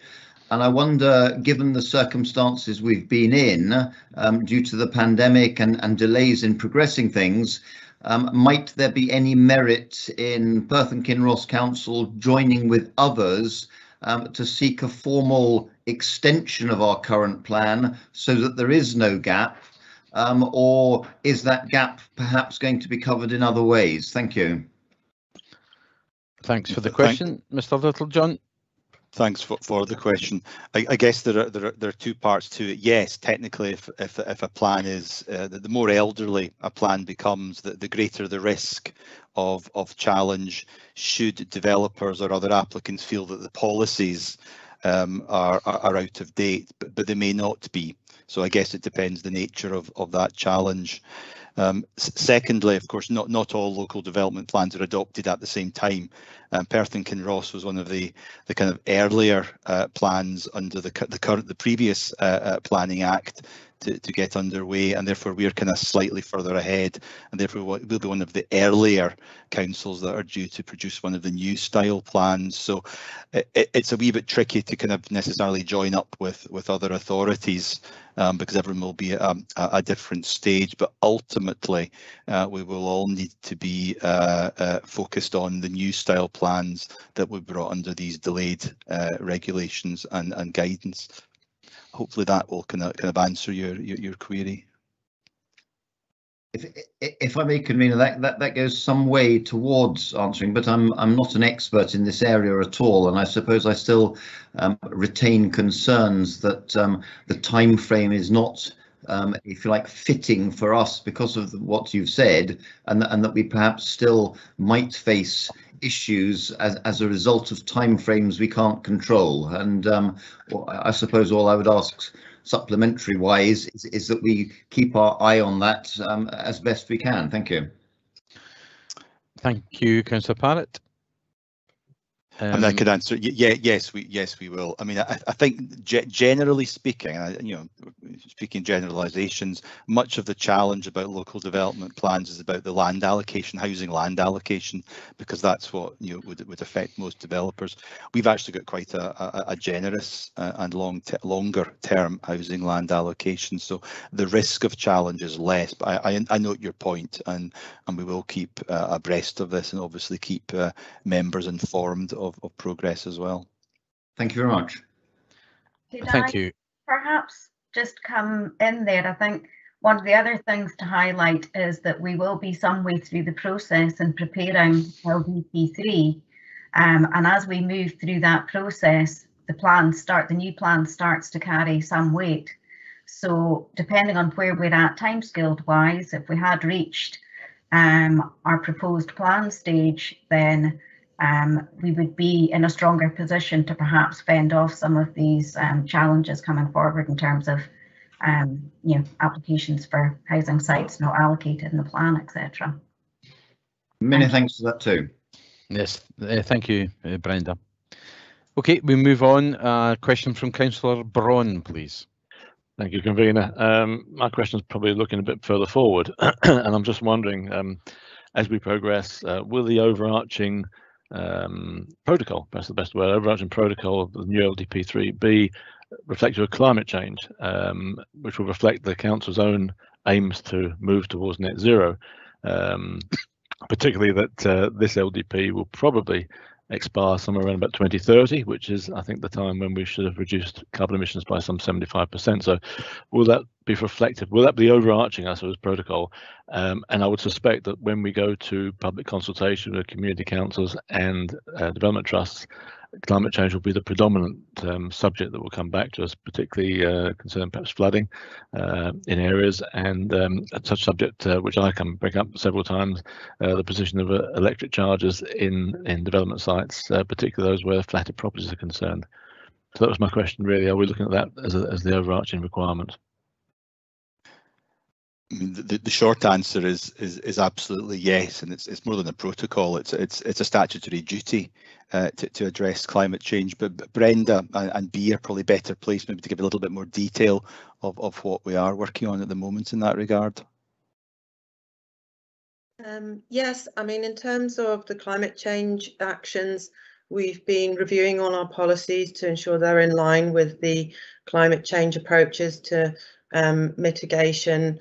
I mean, a lot of climate change issues have been embedded in planning for a long time, so it's not new to us in many ways. And I think one of the approaches we'll be taking is we're looking at the sustainable heating networks, we're looking at how we approach the flooding situation. And I think it will come across very strongly in the sense that we're attempting to restructure the policies so that they're very clear in the way that they address some of these issues. So I hope that answers the question.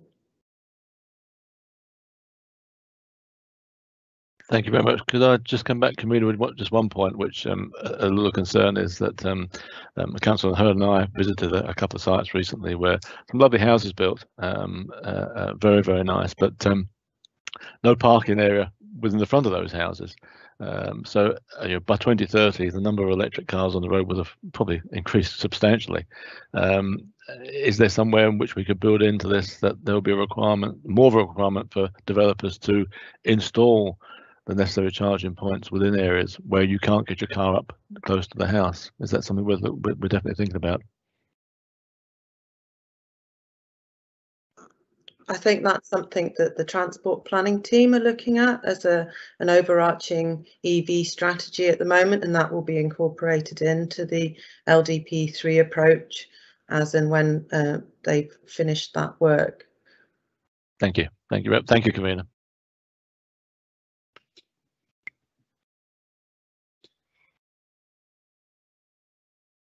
Convener, you're on mute. I was reading there. I think he was passing it to my question, but anyway,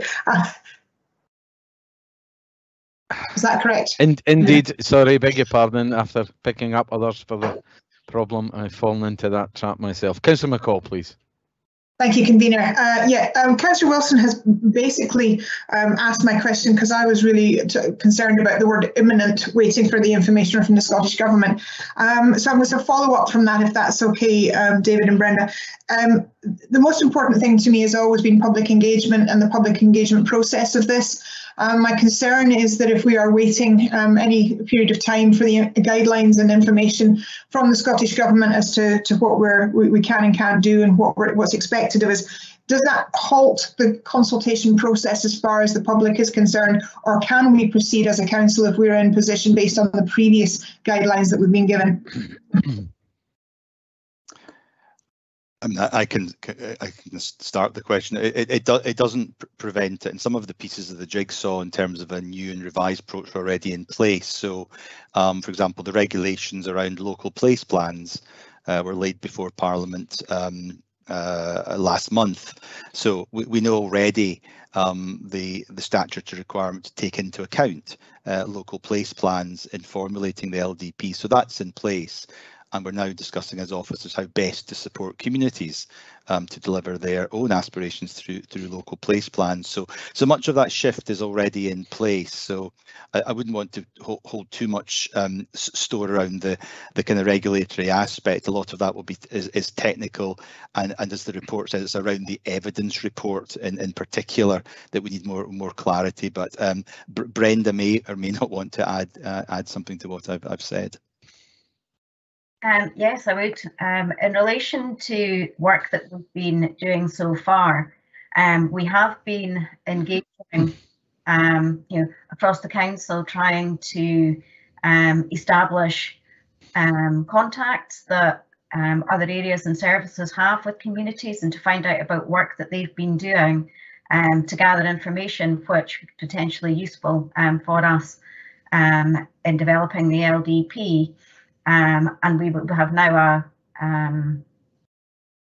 or following on from this meeting, we are to be writing out to all our community contacts, those who have been involved in the development plan in the past, community councils, letting them know that the LDP3 work has begun, and that there will be opportunities for them to engage with us in the coming months. We propose to hold workshops in the early part of next year, so very much at the moment gathering evidence, getting our house in order in terms of information that we can share, and we will start that consultation process early next year. So looking to also find out from communities if they'd like to engage with us as well. Okay, just a small follow-up, if I may, convener. Just so could we as councillors please get the information as to when that process is intending to start? Maybe we could all get behind it and try and get as many of the communities involved as possible. If we could get some forewarning as to when that process would start, please. Yeah, I'd like to say that's in the pipeline to go out in terms of correspondence following today's meeting as well. Thank you. Okay, thank you. And the final question then from Councillor Stewart, please. Thank you, convener. I think it's kind of a follow-up to Councillor McCall's question. So on page 6 of the development plan scheme, we're talking about early data gathering underway in 2021. That list of items, none of that's been done, or that's going to be done in the next 4 weeks? In terms of what we've done for the list for 2021, most of it has commenced. Some of it has been completed, but due to the sort of ongoing issues with regulations, there are caveats in that approach. There has been a lot of evidence gathering and policy review work underway. We've also been liaising with development management in how they've actually approached using those policies, and we're going to be updating them and talking to them again about that. I think there are some areas where we're struggling to source information, but we've certainly been already reaching out to hard to reach groups in terms of how they're represented and how they want to be engaged with, and we're drawing up workshop programs for the community councils to do some training. So there's lots of work that's ongoing and will be leading into 2022, but has been initiated already. Okay, so I mean, I have some very engaged community councils and community development trusts, and I have not heard from them that any of this has been communicated out to them. But so although this says data gathering in 2021, it is being, where that communication, for example, with community councils or community development trusts hasn't happened, that's being pushed, that's something that's going to come either in the next 4 weeks or in early 2022. Yeah, and data gathering, it has involved us reviewing policies, and also in terms of getting the baseline information for the strategic environmental assessment, which is almost complete now in terms of baseline data, which helps support our then indicators and mitigations that we have to identify. So in terms of actually going out to the public, that's the next stage in terms of us sort of defining what we found and then asking them, is this how you see things having progressed, especially in terms of what we're going to do with the settlement audit, which is to identify where the settlements haven't necessarily got the same requirements, and trying to identify whether there's infrastructure needs. So it's a big piece of work, and there needs to be a sort of sensible timing about when we actually approach the communities to ensure that we've got the right information from our perspective, first of all. I hope that helps. Thank you.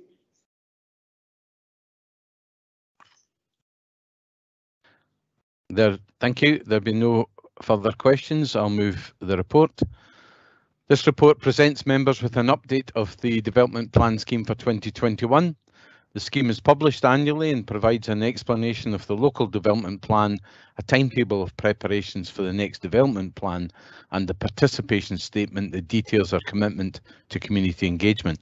The report highlights the challenges faced in delivering LDP 3 on time due to the delay in Scottish Government regulations for the Planning Scotland Act 2019.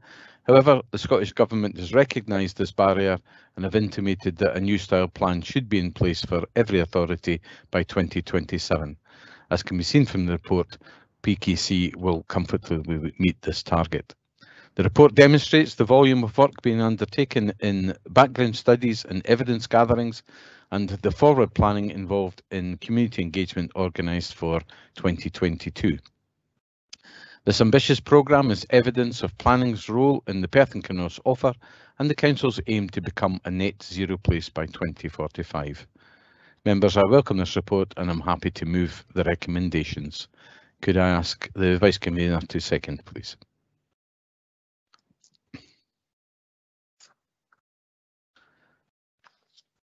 Thank you, Convener. I hope you can hear me. There was yes. A slight delay in coming through. Thank you. LDP will be a significant challenge, I suspect, as we progress with our ambitions towards net zero in 2045. The report highlights the next steps that we will take in this process next year as we consult with our communities, and we hopefully embrace the Perth and Kinross offer as part of this challenge. So I'm happy to second the report. Thank you, Vice Convener. Are there any comments on the report? If not, can we agree the report? Agreed. Agreed. Thank you very much. Thank you. Okay, we move to item 10 on the agenda, which is ancillary and annex accommodation guidance. And I'll ask David Littlejohn again to introduce this report. Thank you. Thank you again, Councillor Duff. In May 2021, the Council consulted on non-statutory guidance to provide detailed guidance to applicants on the design and siting of ancillary and annex accommodation within dwelling house garden areas. One consequence of COVID-19 restrictions has been a growth in the demand for permanent home office accommodation in gardens, with potential impacts on neighbouring properties. So Appendix 1 sets out the draft guidance and the committee is asked to consider and approve it. I'm joined by B. Nicholl again, who was the author of the report, and B will be able to respond to any specific questions or queries you may have. Okay, thank you, David. Are there any questions on this report, please? Councillor Parrott.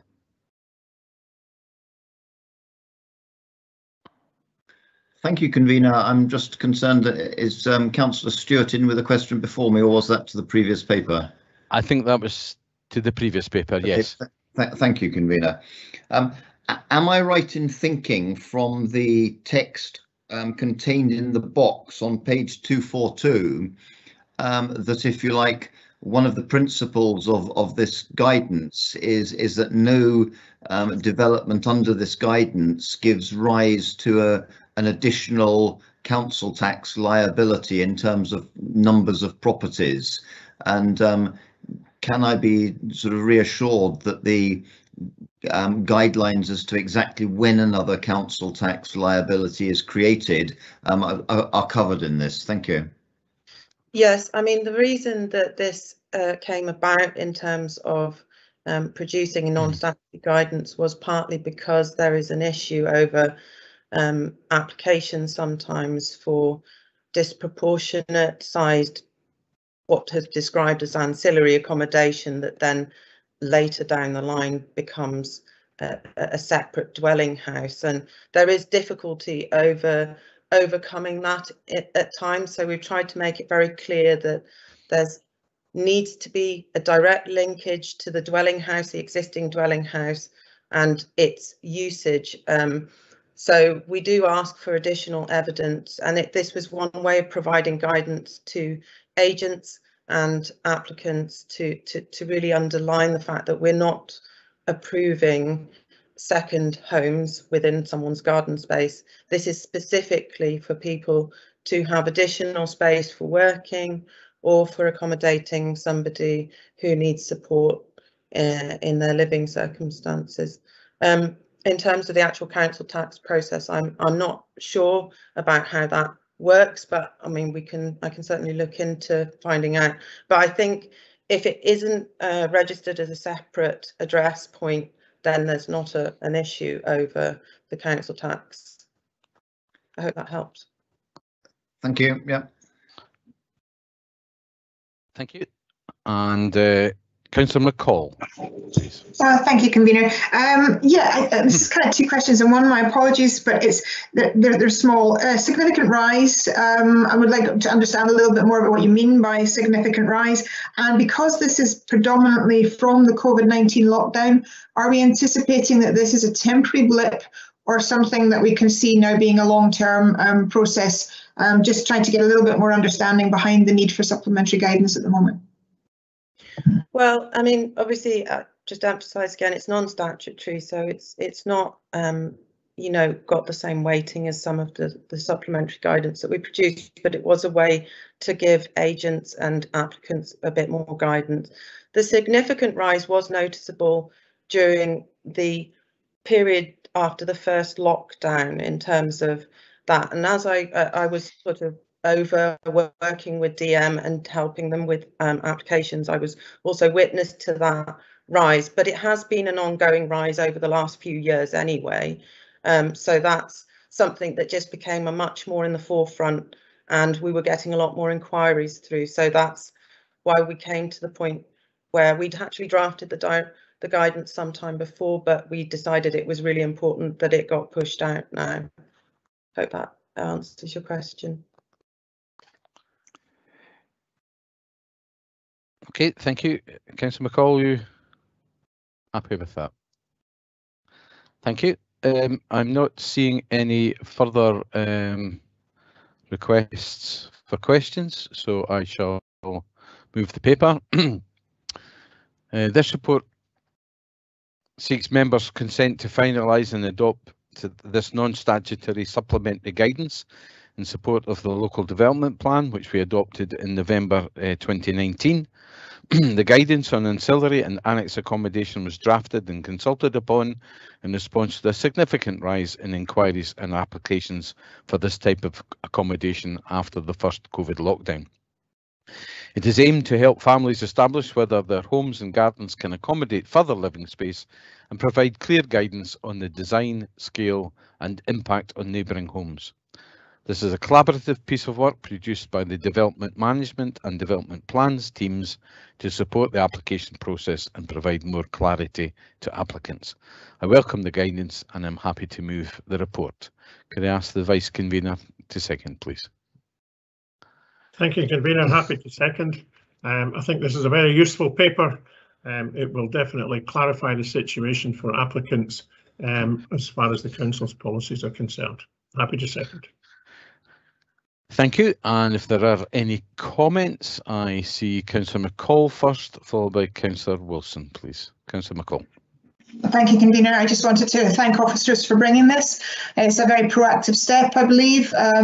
We have had changes just due to the pandemic, due to a small rise in changing the way the workforce is coming forward, and we've been proactive on this. And I really just wanted to take a second to thank them for doing that and bringing it forward. Anything that bridges that gap between people wanting to build and wanting to develop and having the information to do so, I think is a good thing. So thank you very much indeed. Thank you, Councillor McCall. Councillor Wilson, please. Thanks, Convener. Likewise, I welcome the paper very much. because often delegated reports that are not welcomed by the applicants that land on the doorstep of the LRB. So this will help that process and clarity. We have seen a significant rise of these other applications. I think there's a number of reasons to maybe reflect on Councillor McCall's very valid question about will this last. I think the answer to that is yes. It's not just about COVID, it's a lot about changing working patterns, it's about climate change and people making decisions not to drive their car around so much to work, say doing a compacted week or something like that. And it's also about demographics, because one of the options for care is for a family to extend their house in some way, or their properties within the curtilage of their home, to allow for maybe a recreation room, to allow space for an elderly relative, etc. But I think above and beyond everything else, it will send out a clear message to applicants that we have a more robust set of criteria and rules. And I like the examples in the paper, convener. I think they were very useful, but it will assist, and it will certainly assist the planners and the planning committee and the LRB in making decisions, because it adds additional clarity to the situation, which I personally very much welcome. Thank you. Thank you, Councillor Wilson. And a final comment then from Councillor McEwen, please. Thank you very much, Convener. I welcome this paper and these rules. It will help the planning decisions and our planning team do their job. And as Councillor Wilson suggests, maybe make the LRB's role a little bit less laborious. My concern is what happens after the planning process, and that the change in use of these annexes down the line in time, 5 years down the line, it gets turned into an Airbnb in the garden. I have concerns that we'll have no control over that aspect of it, because once it's past planning, it's through, we then have no control over what the item is used for, and that's the only concern I have with this. Thank you. Thank you, Councillor McEwen. Okay, there are no further comments. Can we agree the paper? Agreed. Agreed. Agreed. Thank you. Okay, we move on now to item 11, which is the microcredit loan fund update and entrepreneurial activities. And our second hat trick today, I'm going to ask David Littlejohn to introduce his third report. Thank you. And thank you very much again. This paper updates the committee on the proposed Perth and Kinross Rural Microcredit Loan Fund, provides an explanation of why this funding has not been utilised, and sets out an alternative proposal for it. The Council is in an almost unique position in that it does not require Financial Conduct Authority authorisation to issue interest-free loans. However, the cost and staff time to operate such a scheme over the long term could not be justified, particularly given the likely high default rate and subsequent need for recovery action. Discussions were therefore held with the Perth and Kinross Credit Union, which is FCA authorised to offer interest-paying loans.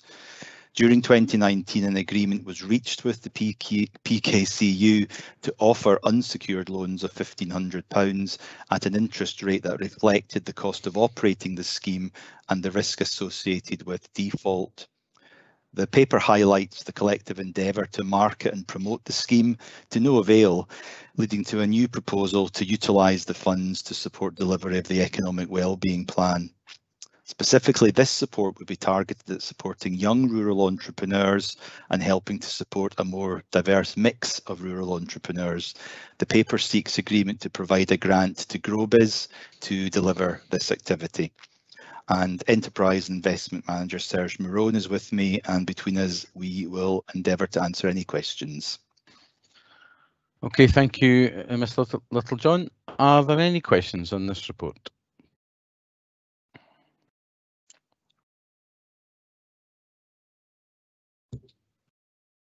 Not seeing any questions. If there are no questions, then I will proceed to move the paper. There are maybe a couple of questions. Sorry, it must be quite slow coming through on my right. I see them now. Thank you. They've just appeared. Okay. Sorry, My chat Councillor Barrett. Who's first? Councillor Barrett first, please. Thank you. Thanks, convener. This time I actually managed the mute switch. So on page paragraph 2.2, firstly, can I say that I welcome the kind of nimble approach. I think it is really important that the council, if it discovers that, you know, however well intentioned a scheme it devises, it isn't actually achieving the outcomes that's required, then we need to change. So very happy to support the paper. I'm wondering whether an equally nimble or agile approach requires to be taken with regard to the recurring budget for £75,000 per year for market development grants, or whether it's still worthwhile to persist with those grants to support businesses to develop business outside of Scotland. I don't want to go into the causes of that, but clearly COVID and Brexit have had an impact. There seems to have been very little uptake on what is a fairly substantial budget, and we might be doing more for our local economy and for local business if we were to look at rejigging this scheme as well. I appreciate your question doesn't directly relate to this paper, Councillor Barrett, but in general terms, we review all of our assistance programmes to make sure that they're kind of doing what it says in the tin. The market development grant we have persisted with for now, because clearly for the past 18 months that really most businesses are in survival mode, not necessarily starting to think about developing new markets, but their attention will need to turn to that now that the outcome of Brexit is very clear and we understand the trading relationship with the European Union.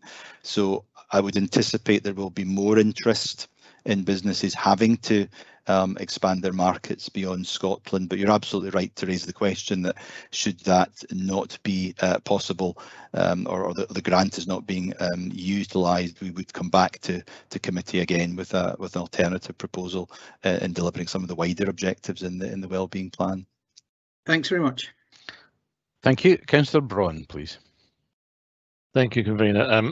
I'm questioning. I agree with Councillor Barrett that we have to review things and move on to something else, but I'm concerned that we had a good scheme here, a good idea anyway, and we chose the Perth and Kinross Credit Union. I'm not going to criticise them, but I'm just wondering, when we look at the rate that we came up with, which is an annual percentage rate, probably 40% plus, and I appreciate their comments, which is in 1.4, when they say their experience of high level loan default. I'm just wondering, was our aim and their experience complementary to each other? Should we have perhaps looked at another source of another credit brokerage to handle this deal, maybe more national?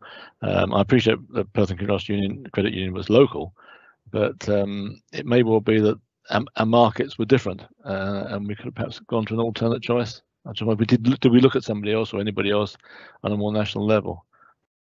Because as you know, I mean, an average credit card rate is around about 22-25% APR. So this is pushing into subprime lending.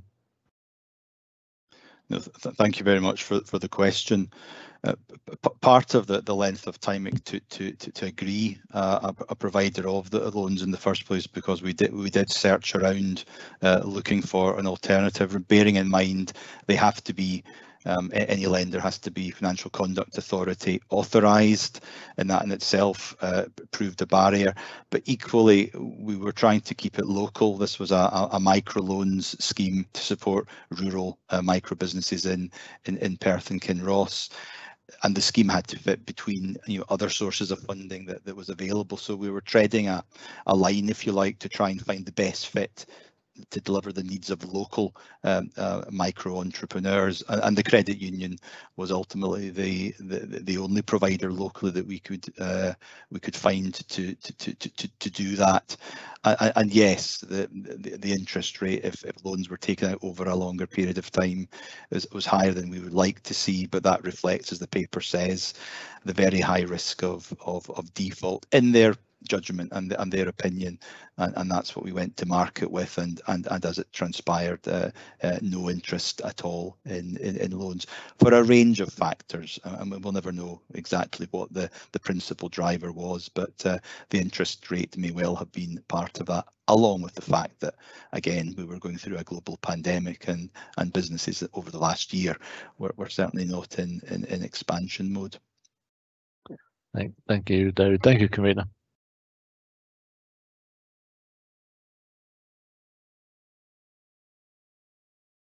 Thank you. Councillor Stewart, please. Thanks, Convener. Maybe just as a sort of follow-up to Councillor Braun's question, in two parts, the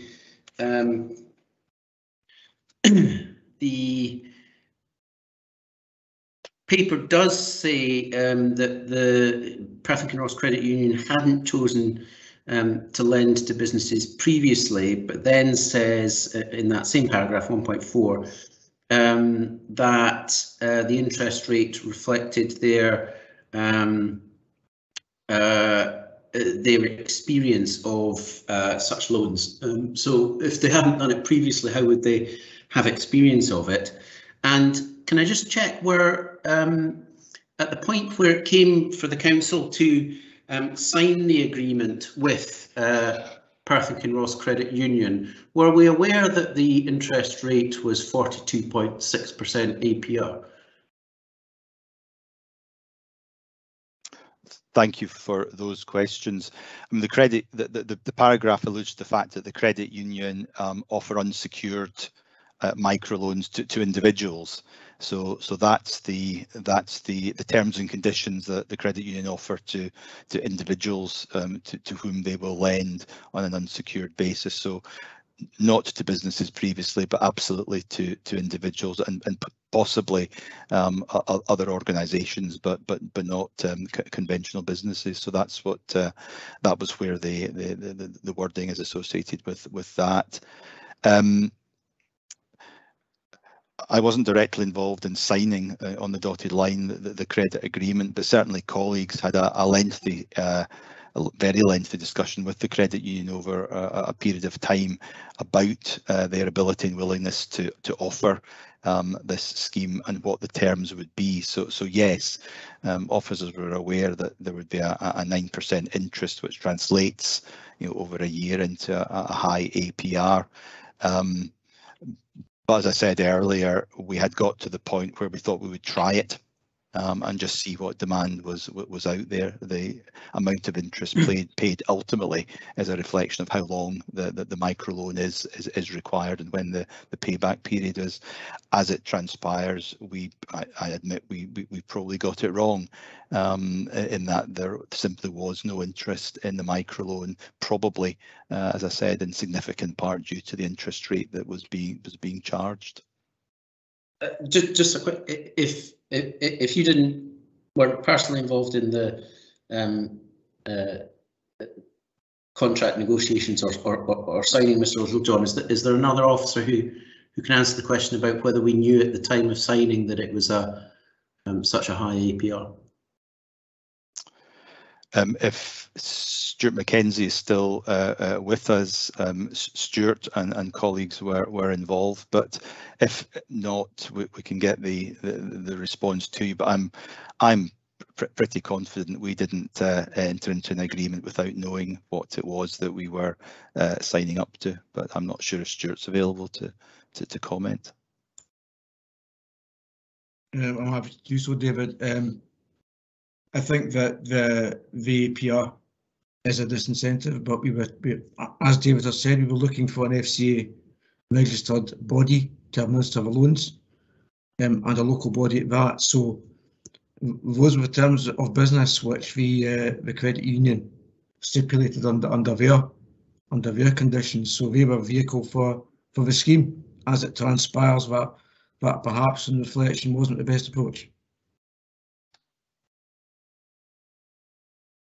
Okay, thank you for those responses. I'm not seeing any further questions, so I shall move the report.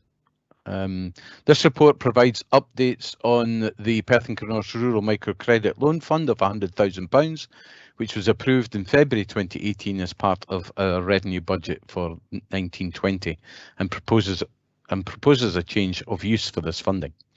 Despite our collective efforts to arrange a scheme with our partners, Perth and Kinross Credit Union, and to promote the loan fund, it proved difficult to provide a scheme which met local business needs at a time when they faced very challenging circumstances.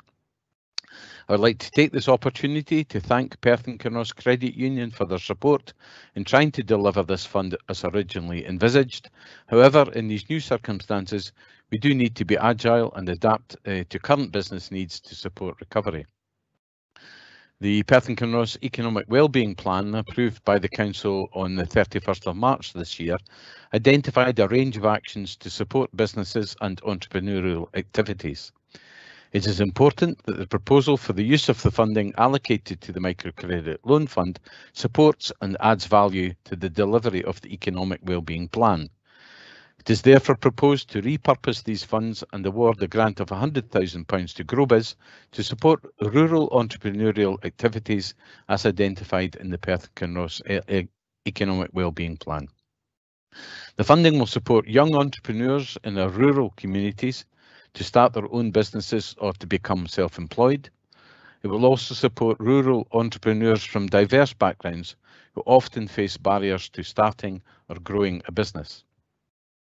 This revised fund's purpose would put Perth and Kinross at the forefront of the economic transformation agenda, using innovative entrepreneurship support as a catalyst for business creation. Supported by our innovative business crowdfunding scheme, it would realise the vision to develop an entrepreneurial culture that empowers and enables people to transform our economy in a way that is sustainable and fair. I'm very pleased to move this report. Vice Convener, are you happy to second? Thank you, Convener. Yes, happy to second. The funding today will boost the activities identified in the Economic Wellbeing Plan and support individuals in our rural communities who face significant challenges in either starting up or growing their businesses. And I'm happy to second this report. Thank you.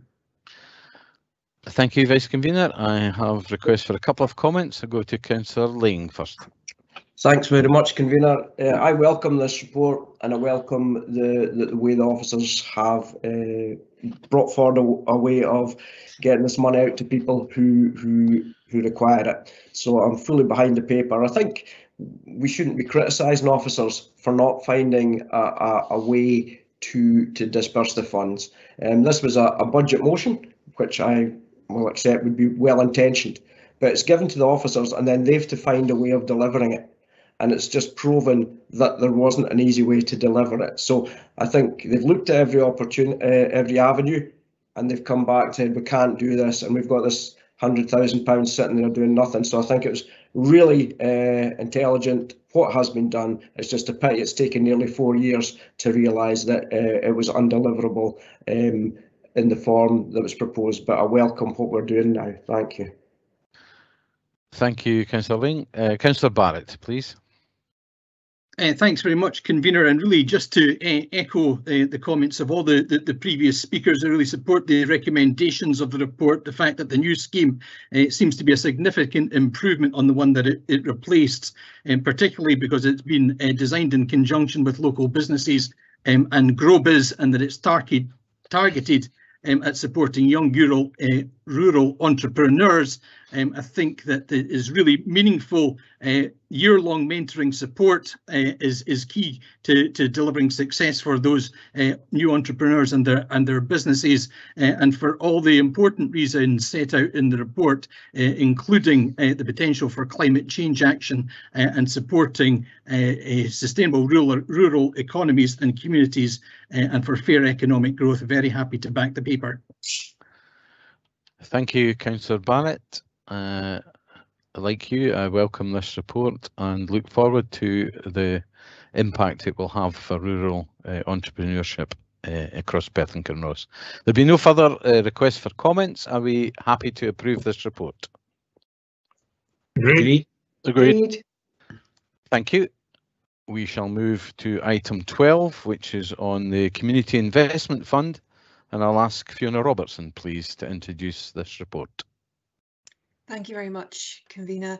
Councillors, this report summarises Community Investment Fund awards across Perth and Kinross so far in 2021-22. Section 4 sets out the awards for you, which is about 86 grants in total. And that means, councillors, around £400,000 is going out to grassroots projects to improve outcomes for people and communities in our area. Having said that, there has been underspend on the fund this year for reasons that are explained in this report. So we're also asking you to note that for 7 ward panel areas where there is underspend of £3,000 or more, we will be doing a further funding round, which will open in early January next year, closing the middle of February and making awards by the end of March. And we will bring a further report back to you on the 20th of April 2022, setting out what those further grant awards have been. Any remaining underspends will be carried over and added to the allocation for the 2022-23 fund, and will obviously continue to report to committee next financial year. Finally, councillors, paragraph 6.1 in the report outlines some learning points which we've built into the fund or will do in future, and they are mainly about streamlining governance and decision making so that we can get money out to grassroots projects quicker, and also, and importantly, how some of the most regular funding requests that we receive, having operated the fund for about 3.5 years now, how those requests can be handled to make best use of council money overall in future. So councillors, that's the report. I'm very happy to take questions. Lee Haxton and David Stokoe in my team, who have worked tirelessly on the fund, are also here. Thank you, Fiona. Are there any questions on this report, please?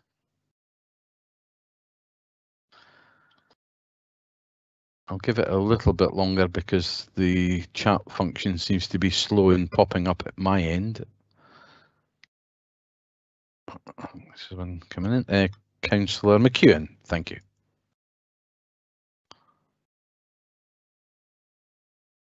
Thank you very much, Convener. Actually, Fiona's introduction answered a couple of my questions, but I'll ask for clarity anyway. You know, this report's sort of an interim report for us, telling how things have gone so far, and obviously at the end of April, literally days before our elections, we're going to get another report on this, and I'm hoping that report is going to bring back an actual full outcomes report on the spending of this money, because as the report says, we're at £1.2 million of council money spent, and I've yet to see an outcome report that says we are meeting the assessment criteria that we wish. So is that going to be part of that report in April? And can we get another, in that report, will there also be an idea that the criteria that we've implemented this time, the new criteria, was successful in meeting what we were trying to get to do? Thank you for the question, Councillor McKeown. You went a wee bit, the broadband went a bit wobbly at the end, but I think the first part of your question was, will the committee get a report on impact over time? And the second part of your question was about criteria. Is that correct? Yes, whether the new criteria that we've introduced did what it was meant to do. Okay. In terms of measuring impact over time, Councillor McKeown, that is quite challenging, to be honest, and we have made this point in previous reports that we've brought to the committee, and that's to do with the fact that the fund supports a very wide range of projects. Some of them are very small, a few £100 to, for example, refurbish a phone box in a local community, which might make a big difference in that community. Right up to larger projects which may have an area-wide impact. But in terms of delivering impact over time, because of the range of projects that we fund, some of them are quite short term, it is difficult to do that. The other thing to say on that, and I suppose this relates also to the second part of your question, Councillor McKeown, is around criteria. We have continually reviewed and tweaked the criteria in discussion with the ward panels over the course of time that we've been running the fund. But the starting point for this fund was to make the criteria as broad as possible in order to make it as accessible as possible to as many people as possible. So while we will bring back some key impacts that the fund's delivered over time in relation to what extent has it made a difference to local infrastructure, physical assets in communities that, you know, if they're refurbished, given a new roof, etc., that can make a huge difference. Some projects are more to do with things like reducing social isolation amongst key groups, and they are less tangible and more tricky to measure. But we'll see a categorisation of that. Not necessarily impact, but part of the. That's okay. Sorry, Councillor McEwen, you're saying. Fair enough. There is no one else I see asking for a question just now, so you can carry on. Second question's a bit simpler, and it's probably down to the fact that I'm a ward councillor for Ward 3 and not a councillor everywhere. That I see a lot of town halls and parks receiving monies for upgrades. And my simple question is, does the council own these town halls and parks? And this money is going to actually upgrade our own infrastructure? The answer is, Councillor McEwen, sometimes we own the assets and sometimes we don't. Something that we discussed very early on when we first set up the fund was the ability of the Community Investment Fund to add value to investment that the council would be making anyway, mainstream investment that it would be making anyway in, for example, a community hall. So the Community Investment Fund is intended to enhance things that the council would probably do anyway, but might not have the money to add that extra bit, if you like. But it is not a requirement that a physical asset is owned by the council for it to be eligible for Community Investment Fund money. Thank you, Fiona. Thanks for that. Thank you. Sorry, one late question slipped in there. Councillor Stewart, please. Thank you, Convener. It was a question that I'd raised with you in advance. There are, in paragraph 4.1, there are 6 projects marked in their respective table with an asterisk for which the panel agreed in principle to the funding award. But we're looking for additional evidence. I co-chaired or chaired the Strathmore ward panel, and one of ours is asterisked. And I just wondered whether I wasn't aware of what that further evidence was being sought, and I just wondered whether that, I think you said that was the case with one of the projects in your ward as well. So I wondered what the status of those 6 asterisk items projects were. Thank you. Yes, I did ask Mr. Stoker for some information sort of offline. He's come back in relation to my one. I haven't had the answer to your one as yet, but perhaps David, if he's online, may be able to answer. Thanks, Councillor. Yes, I think Lee's actually got the detail for those projects with the asterisks. Thank you. Mr. Haxton, are you able to? Yes, happy to do so. In Thank you. To the Ward 2, Councillor Stewart's specific query, that was the Forward Cooper Angus application, and the additional information there was actually in response to an email that we received from Forward Cooper Angus explaining that they were losing their member of staff. So we went back and asked them to confirm that they definitely wished to go ahead with their project, and that they were content that they had sufficient capacity amongst their volunteers to deliver it. They have, in the process of producing this paper, confirmed that they are content to go ahead, and the payment is now being processed. The other projects, the other 5 that are listed, it's a combination of things like requiring permissions or licenses before the project can start, and we've asked the group to evidence that they've got that in place before we release the funds. And there's one other project where some infrastructure work needs to be completed by Scottish Water first before the project can commence. And again, we've asked the group to confirm once that project, once that infrastructure works is completed, and then we can release the funds. I hope that helps. That's very helpful. Thank you. Thank you. There have been no further questions. I'll move the report. Councillors, this is the third year of the Community Investment Fund in Perth and Kinross, with a large number of community-led projects again securing funding that will make a positive difference to people's lives across our communities. Since we launched the Community Investment Fund in 2018, it has distributed over £1.6 million to nearly 300 varied community projects, tackling issues of inequality and disadvantage across our wards. You're asked to note the decisions that local ward panels have taken so far this year. There are a wide variety of projects listed, each one of which will be welcomed by the successful organisations and the communities in which they sit. A limited second round of Community Investment Fund will take place early in 2022 for those wards that still have remaining funds to allocate to worthy causes. In total, there is just under £200,000 still to be awarded. I'd like to thank those members, officers and community representatives who are involved in the ward panels for giving their time to ensure that the funding is used to support important local projects. I'd also like to thank David Stocco, Lee Haxton and the wider communities team for the excellent support they continue to provide in the organisation and operation of the fund. Community Investment Fund is an excellent example of community empowerment in action, and I'm happy to move the report. Could I invite the Vice Convener to second, please? Thank you very much, Convener. The Community Investment Fund has been a real success, securing funds for organisations in our communities that would have found it difficult to find the funding elsewhere. It has enabled them to make a positive difference to people's lives in their local communities, and I'm happy to second this paper. Thank you. Thank you. I have Councillor Barrett first for a comment, please. Oh.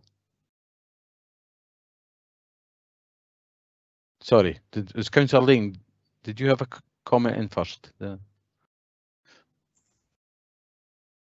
Convener, I can see comments from Councillor Brown and Councillor McCall. I think there was one from Councillor Barrett. I didn't have one in, Convener. Sorry, no, it's okay. I think it's Councillor Barrett. Councillor Barrett, yeah, has one, and then we'll come to. Thanks very much. Just want to again add my support, both your comments, Convener, and those of the Vice Convener. I think from my reading of the report, we were sort of invited to comment on page 265 and the question posed on the focus of funding. I'd also like to say that I really hope that we continue to have light touch governance on these. We are talking relatively small amounts of money when you get it down to a ward or group of ward level, and we shouldn't burden this with excessive scrutiny and governance. It is all about empowering local communities. I think it's very important that the CIF has a continued and increasing focus on tackling local enduring inequalities, and there's a continued change to the type of applications away from minor local infrastructure improvements, important as those might be, but towards local people and groups who are hardwired into their communities and who can create the sorts of local networks of people who design solutions to the difficult and persistent inequalities and create more resilient and more cohesive communities. We can see that the change of emphasis and implications in applications, I should say, has happened, and we need to give our communities continued backing to move in that direction. As I said, empowering communities is key to the success of the CIF, and I think aligning the criteria to the local outcome improvement plan outcomes is critical, and that's where if the bids are assessed against that, then we know that they're going to contribute to the right sort of thing. And I think it is also important that we look at what funding applications should be considered as mainstream activities and where the CIF can have most impact. Thank you. Thank you. Could I have Councillor Braun, please? Thank you, Convener. I just really want to take the opportunity to thank all the officers involved in the Community Investment Fund. I can only really speak for Ward 3. this was a night of first for us, because we had the first time we had the panel meet online. It was the first time we had 9 members of the panel, including 1 pupil from the high school. And it was the first time that we used the Knowledge Hub. So I think from my point of view, any one of those could have led us to a major problem, but it didn't. It ran very smoothly. That's very much due, as I say, down to council officers, and I thank them for that. I also like to take the opportunity to thank the 9 panel members, because they took the time to sit with us on a 3-hour meeting, and of course took the time to read all the paperwork beforehand. So I'd like to thank them publicly as well. Camilla, the Community Investment Fund has proved to be a major success from its inception. I have sat on all the ward panels, chaired all of them. In each case, I had no vote in the outcomes. It was all down to the panel members, community groups applying, and the community agreeing or disagreeing with the applications. It has been a major success, and each occasion that I sat on them, each panel has been oversubscribed with applications, which has made it very difficult for the panel to make a final decision, given that all the applications were quite worthy. Long may it continue. Thank you, Convener. Thank you, Councillor Braun. Councillor McCall, please. Thank you. This is going to sound like a complete love-in, but there's no way to deny it. This is a fantastic fund. It's excellently done by our officers. It's well done. It empowers the community. But I really just wanted to focus and highlight the fact that even though we have different wards all looking at their own individual needs and requirements, and the local community is definitely involved in putting forward what they think is most important for their own area, there are certain items that are highlighted in every ward and come up every single time, and there are those little differences that pop up in the local area. So it really has done a fantastic job in not only providing funding for communities and for them to be empowered to do what they want to encourage their own area, but it's also highlighted to us as councillors across the board just where the issues actually are in inequalities. I think it's an excellent fund. So long may it continue, and thank you very much for the work that's been done. Thank you, Councillor McCall. Can I have Councillor Stewart, please?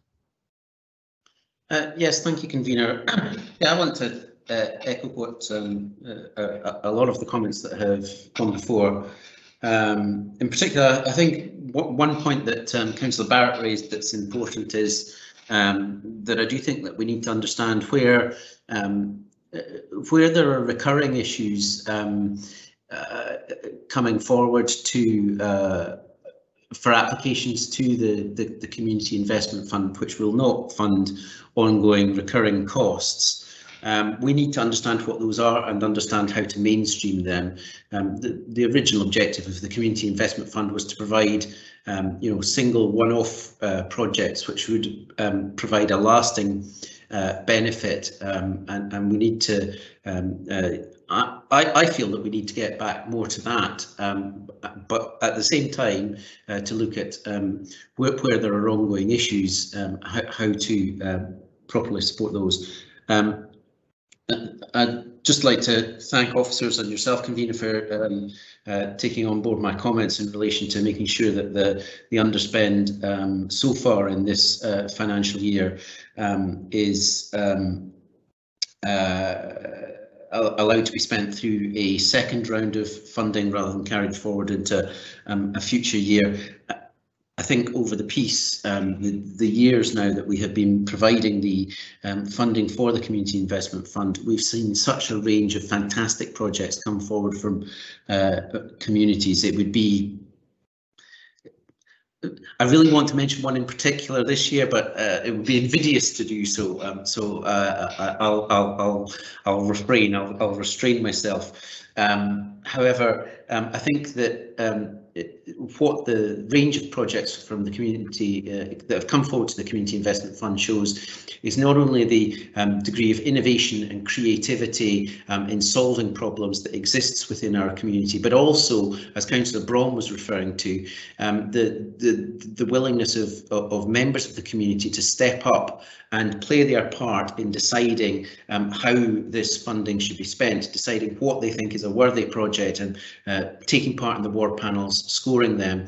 And I think this is a really great example of the council devolving responsibility and decision making down to the lowest possible local level and involving people in decisions, and particularly in decisions around where council funding goes. I think the other aspect is that the communities will often deliver far better value for money projects than large public organisations ever could. As Councillor McCall said, long may this continue. Okay, thank you, Councillor Stewart. I'm glad that you restrained yourself from further comment there. Could I ask Councillor Donaldson, followed by Councillor Baird, and we'll close comments at that. Councillor Donaldson, please. Thank you, Convener. And thanks for this report. I certainly welcome the tightening up of the assessment criteria, and that's something for next year, because it's in the budget.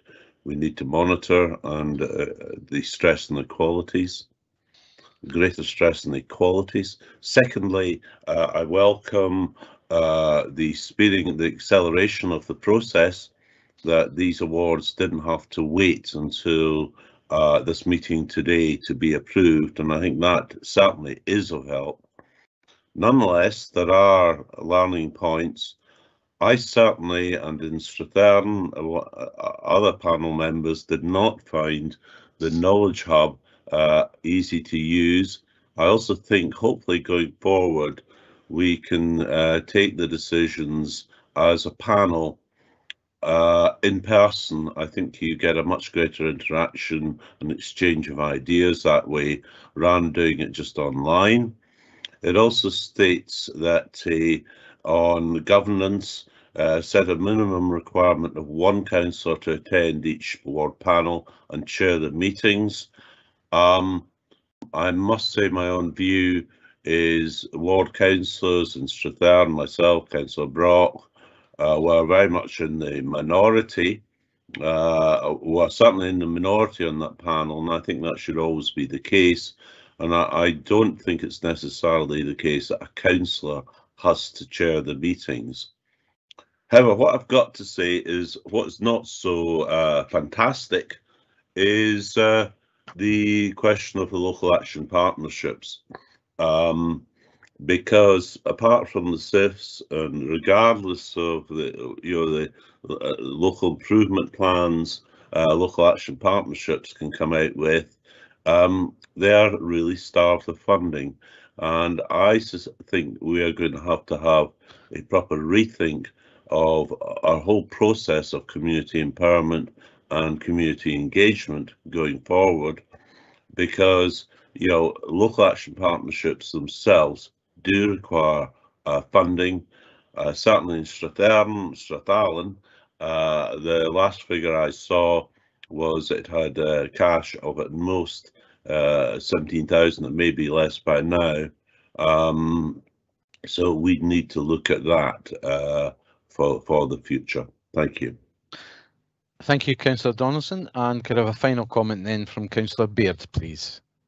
Thank you very much, Convener. I too welcome all the positive comments made about this report, because there's no question the SIF funding has been a great benefit to all communities. And I make no apology in the fact in Ward 9, much of the money has been spent on community halls, because these halls are not funded by the council, they are funded by the community, and the communities all work tirelessly to bring them up to standard.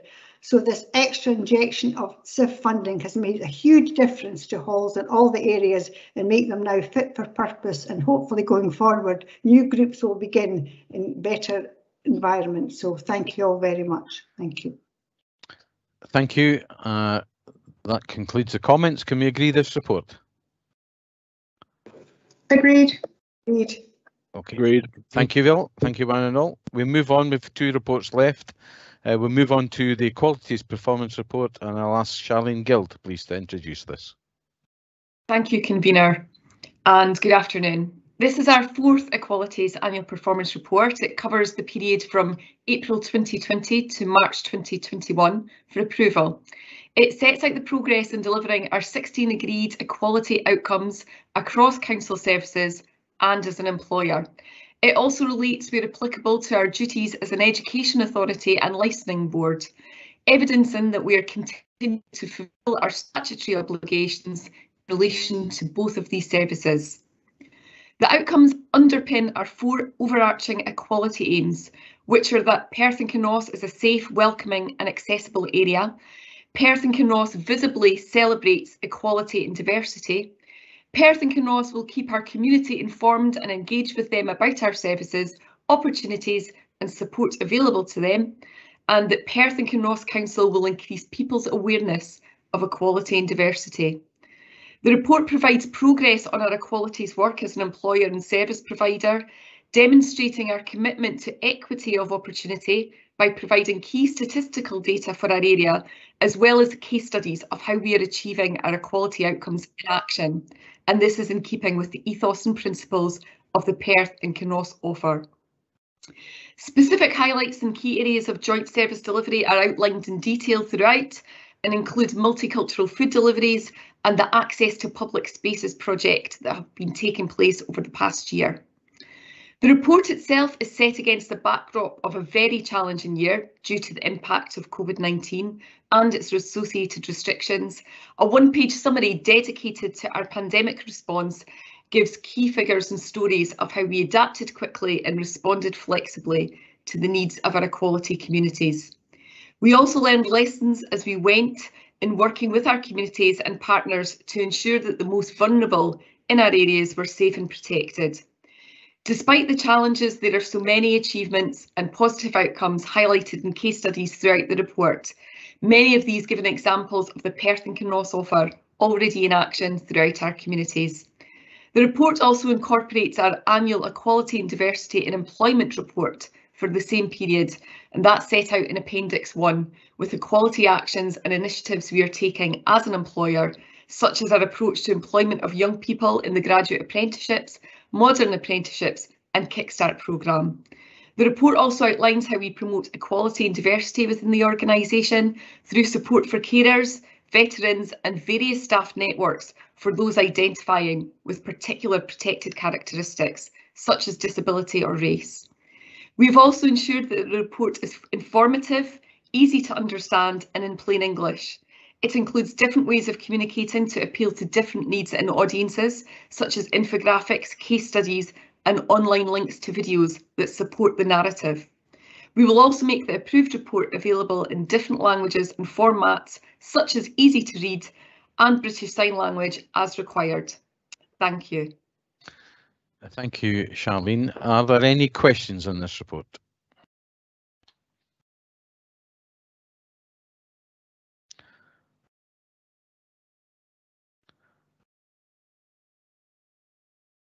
Not seeing any requests for questions, Charlene, so I will move the paper. This report provides members with the 4th Annual Equalities Performance Report, highlighting the range of work undertaking across the Council, both directly and in partnership, to meet our statutory equality outcomes during 2021, a particularly challenging year due to COVID-19. This report provides firm evidence of our continued commitment to making Perth and Kinross an accessible, inclusive, safe and welcoming place, as well as evidencing our commitment to fulfilling our equality obligations as an employer. It also clearly sets out ways in which we responded flexibly and quickly to provide support to those most in need during the pandemic. I would like to particularly thank our Equalities Champion colleague, Councillor Peter Barrett, for continuing to visibly champion this important area of work. I very much welcome the report and commend the report's recommendations to members. Can I invite Councillor Peter Barrett, please, to second the report?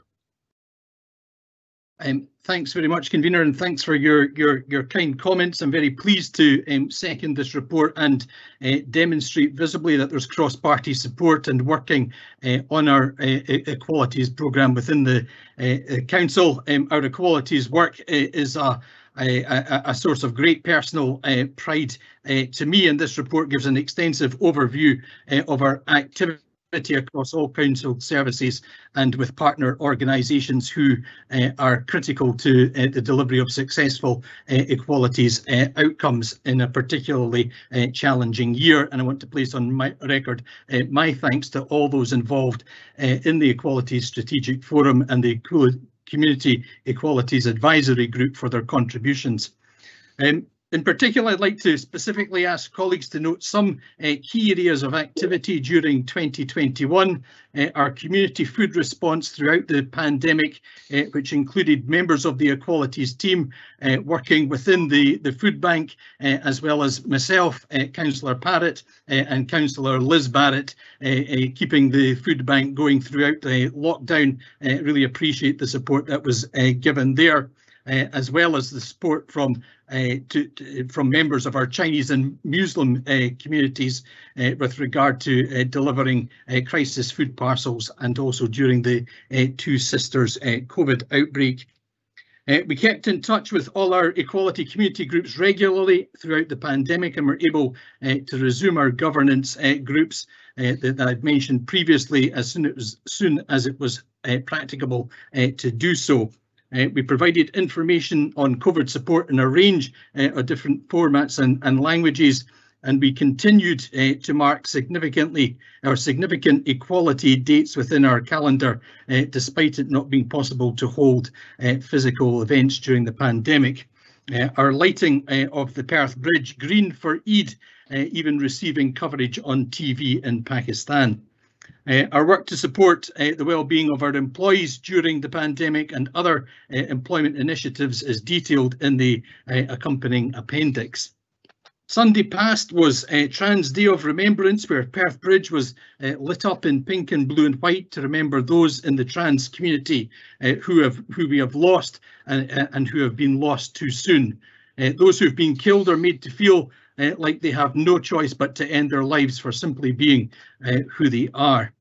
Sadly, 2021 is set to be the deadliest year for trans and gender diverse people since trans murder monitoring began collecting data, with 375 registered murders between October 2020 and September 2021, an increase on the 2020 data.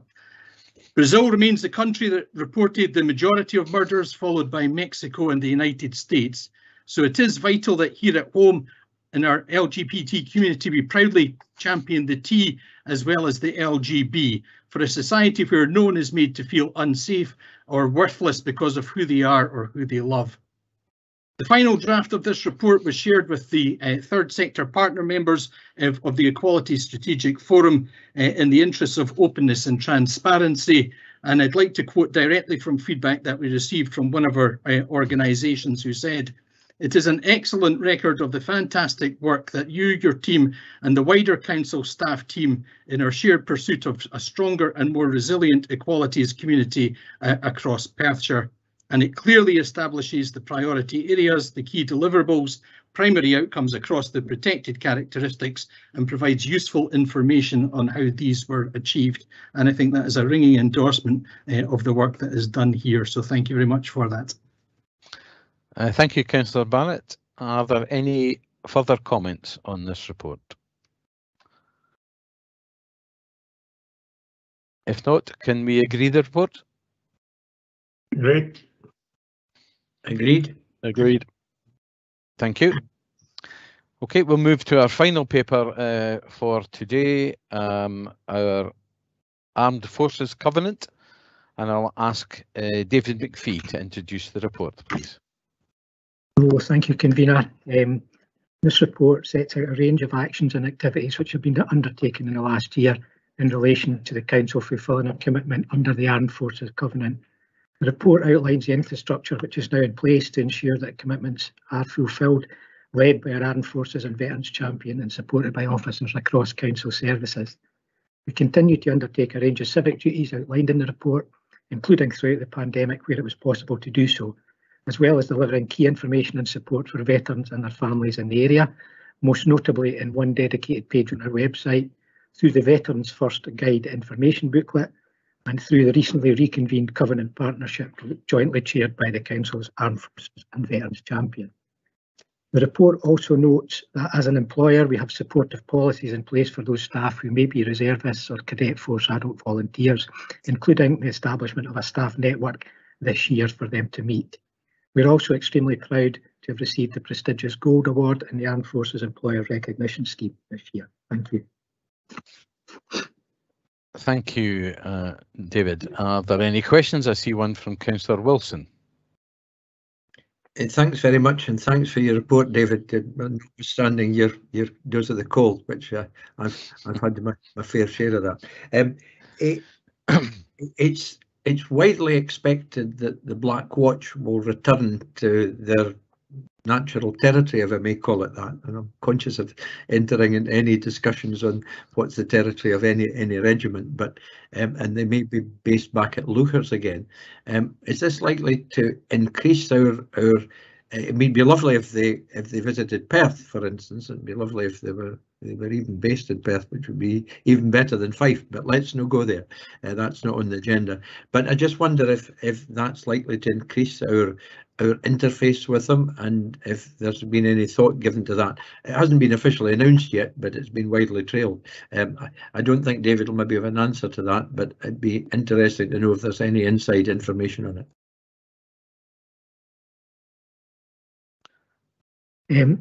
Thanks, Councillor Wilson. Whilst not being able to directly answer your question, I can advise that at the most recent Covenant Partnership Group, which was reconvened fairly recently after the pandemic, the CEO of Seven Scots did advise that we would be informed about the changes which have been proposed within the review of the armed services. So hopefully when we hear more detail of that, we will be able to ensure that we are prepared to respond to any changes that take place. And I can also advise that I've blown my nose because I'm sitting next to an open window in Puller House and it's rather chilly. But thank you for your concern. I know how chilly it is. Thank you, David. Thank you for the question, Councillor Wilson. I have to say I had the privilege of attending the Black Watch's annual service of remembrance at the Black Watch Monument here in Aberfeldy earlier this year, where they have been granted the freedom of the borough. Anyway, there are no further requests for questions, so I'll move the report. This report provides members with an annual progress report in relation to the Council's commitment under the Armed Forces Covenant. Due to the COVID restrictions last year, the report also incorporates work undertaken during 2019-20. I commend this report to members and note the very positive work which continues to be undertaken to help to support our armed forces veterans and their families living in Perth and Kinross. I'm also pleased to note the excellent work undertaken towards our duties as an employer to support employees who are veterans, reservists and cadet force adult volunteers. I would particularly like to thank my colleague Councillor Chris Ahern for his dedication to his role as our Armed Forces and Veterans Champion, and to thank the Provost for his leadership in terms of the wide range of civic duties undertaken to demonstrate our commitment to the Armed Forces family. Having two sons who both served in the Armed Forces, I'm very proud that this report highlights the significant milestone reached by Perth and Kinross Council in achieving the prestigious Gold Award in the Armed Forces Employer Recognition Scheme. This demonstrates outstanding support for those who serve or have served, and my thanks go to all involved in helping the Council to reach that very worthy goal. It gives me great pleasure to move the paper, and I'd invite the Vice Convener to second. Thank you. Thank you very much, Convener. Very briefly, as I'm aware we're at the end of the day, just to say that I'm very proud for the Council achieving our Gold Award in the Armed Forces Employer Recognition Scheme, and it highlights our commitment to those who've served in our forces. Happy to second the paper. Thank you, Vice Convener. I have a couple of comments. First, Councillor Wilson, please. Thanks, Convener. I just want to echo the compliments you've made as far as Chris Ahern, Councillor Chris Ahern is concerned, and also the Provost. And I would want to add to, if I could call it the roll of honour, the interest and support given by Councillor Andrew Parrott in many of these occasions. He has a particular interest in this, but just reaching across the political divide, I think it's appropriate to pay tribute to his attendance and support at many occasions. Thank you, Councillor Wilson, and I would echo that comment. Councillor Braun, please. Thank you, Convener. The men and women who wear the uniform of our armed forces are always held in the highest esteem. Our thanks for their service can never really do justice to the dedication and the commitment and the sacrifice, sometimes a great sacrifice, the ultimate sacrifice that they do for us. Anything we can do to repay our debt to those men and women is worthy of us all, and we are honour bound to do so. So on this occasion, very quickly, I would like to thank all the officers for the work in maintaining this covenant. Again, thanks to Councillor Parrott for his commitment, and of course to my colleague Councillor Ahern for his commitment in ensuring this covenant is maintained and is worked through. Thank you, Convener. Thank you, Councillor Braun. I don't see any further requests for comments, so that being the case. Oh, sorry, it's not appeared on my screen. Sorry, I didn't catch who that was. Councillor Parrott. It was myself, Convener, and my comment was above the Chief Executive's script, but never mind. First of all, can I say thank you to you, Convener, and to Councillors Wilson and Braun for their kind comments. I'm not sure I entirely deserve them, but I'm delighted to see that the Council has received the Gold Award in the Armed Forces Employer Recognition Scheme, and I welcome very greatly all the support that the Council gives to the very small services community in Perth and Kinross and the somewhat larger ex-services community in Perth and Kinross. Referring directly to the paper, I would be interested to have seen the communication referred to in the bullet point at the top of page 329, which I don't think I received, but I would be interested to see it even at this late stage. Thank you very much. Thank you, Councillor Parrott. Apologies for missing your comment in the chat box. No worries. Okay, that being concludes the comments. Are we happy to agree this report? Agreed. Agreed. Okay, thank you, everyone. That is our final paper. Before bringing the meeting to a close, can I take the opportunity to thank elected members and especially our officers for their participation and in the meeting today, and can I invite you all to enjoy the rest of the day, and thank you very much for your attendance. Thank you. Thank you.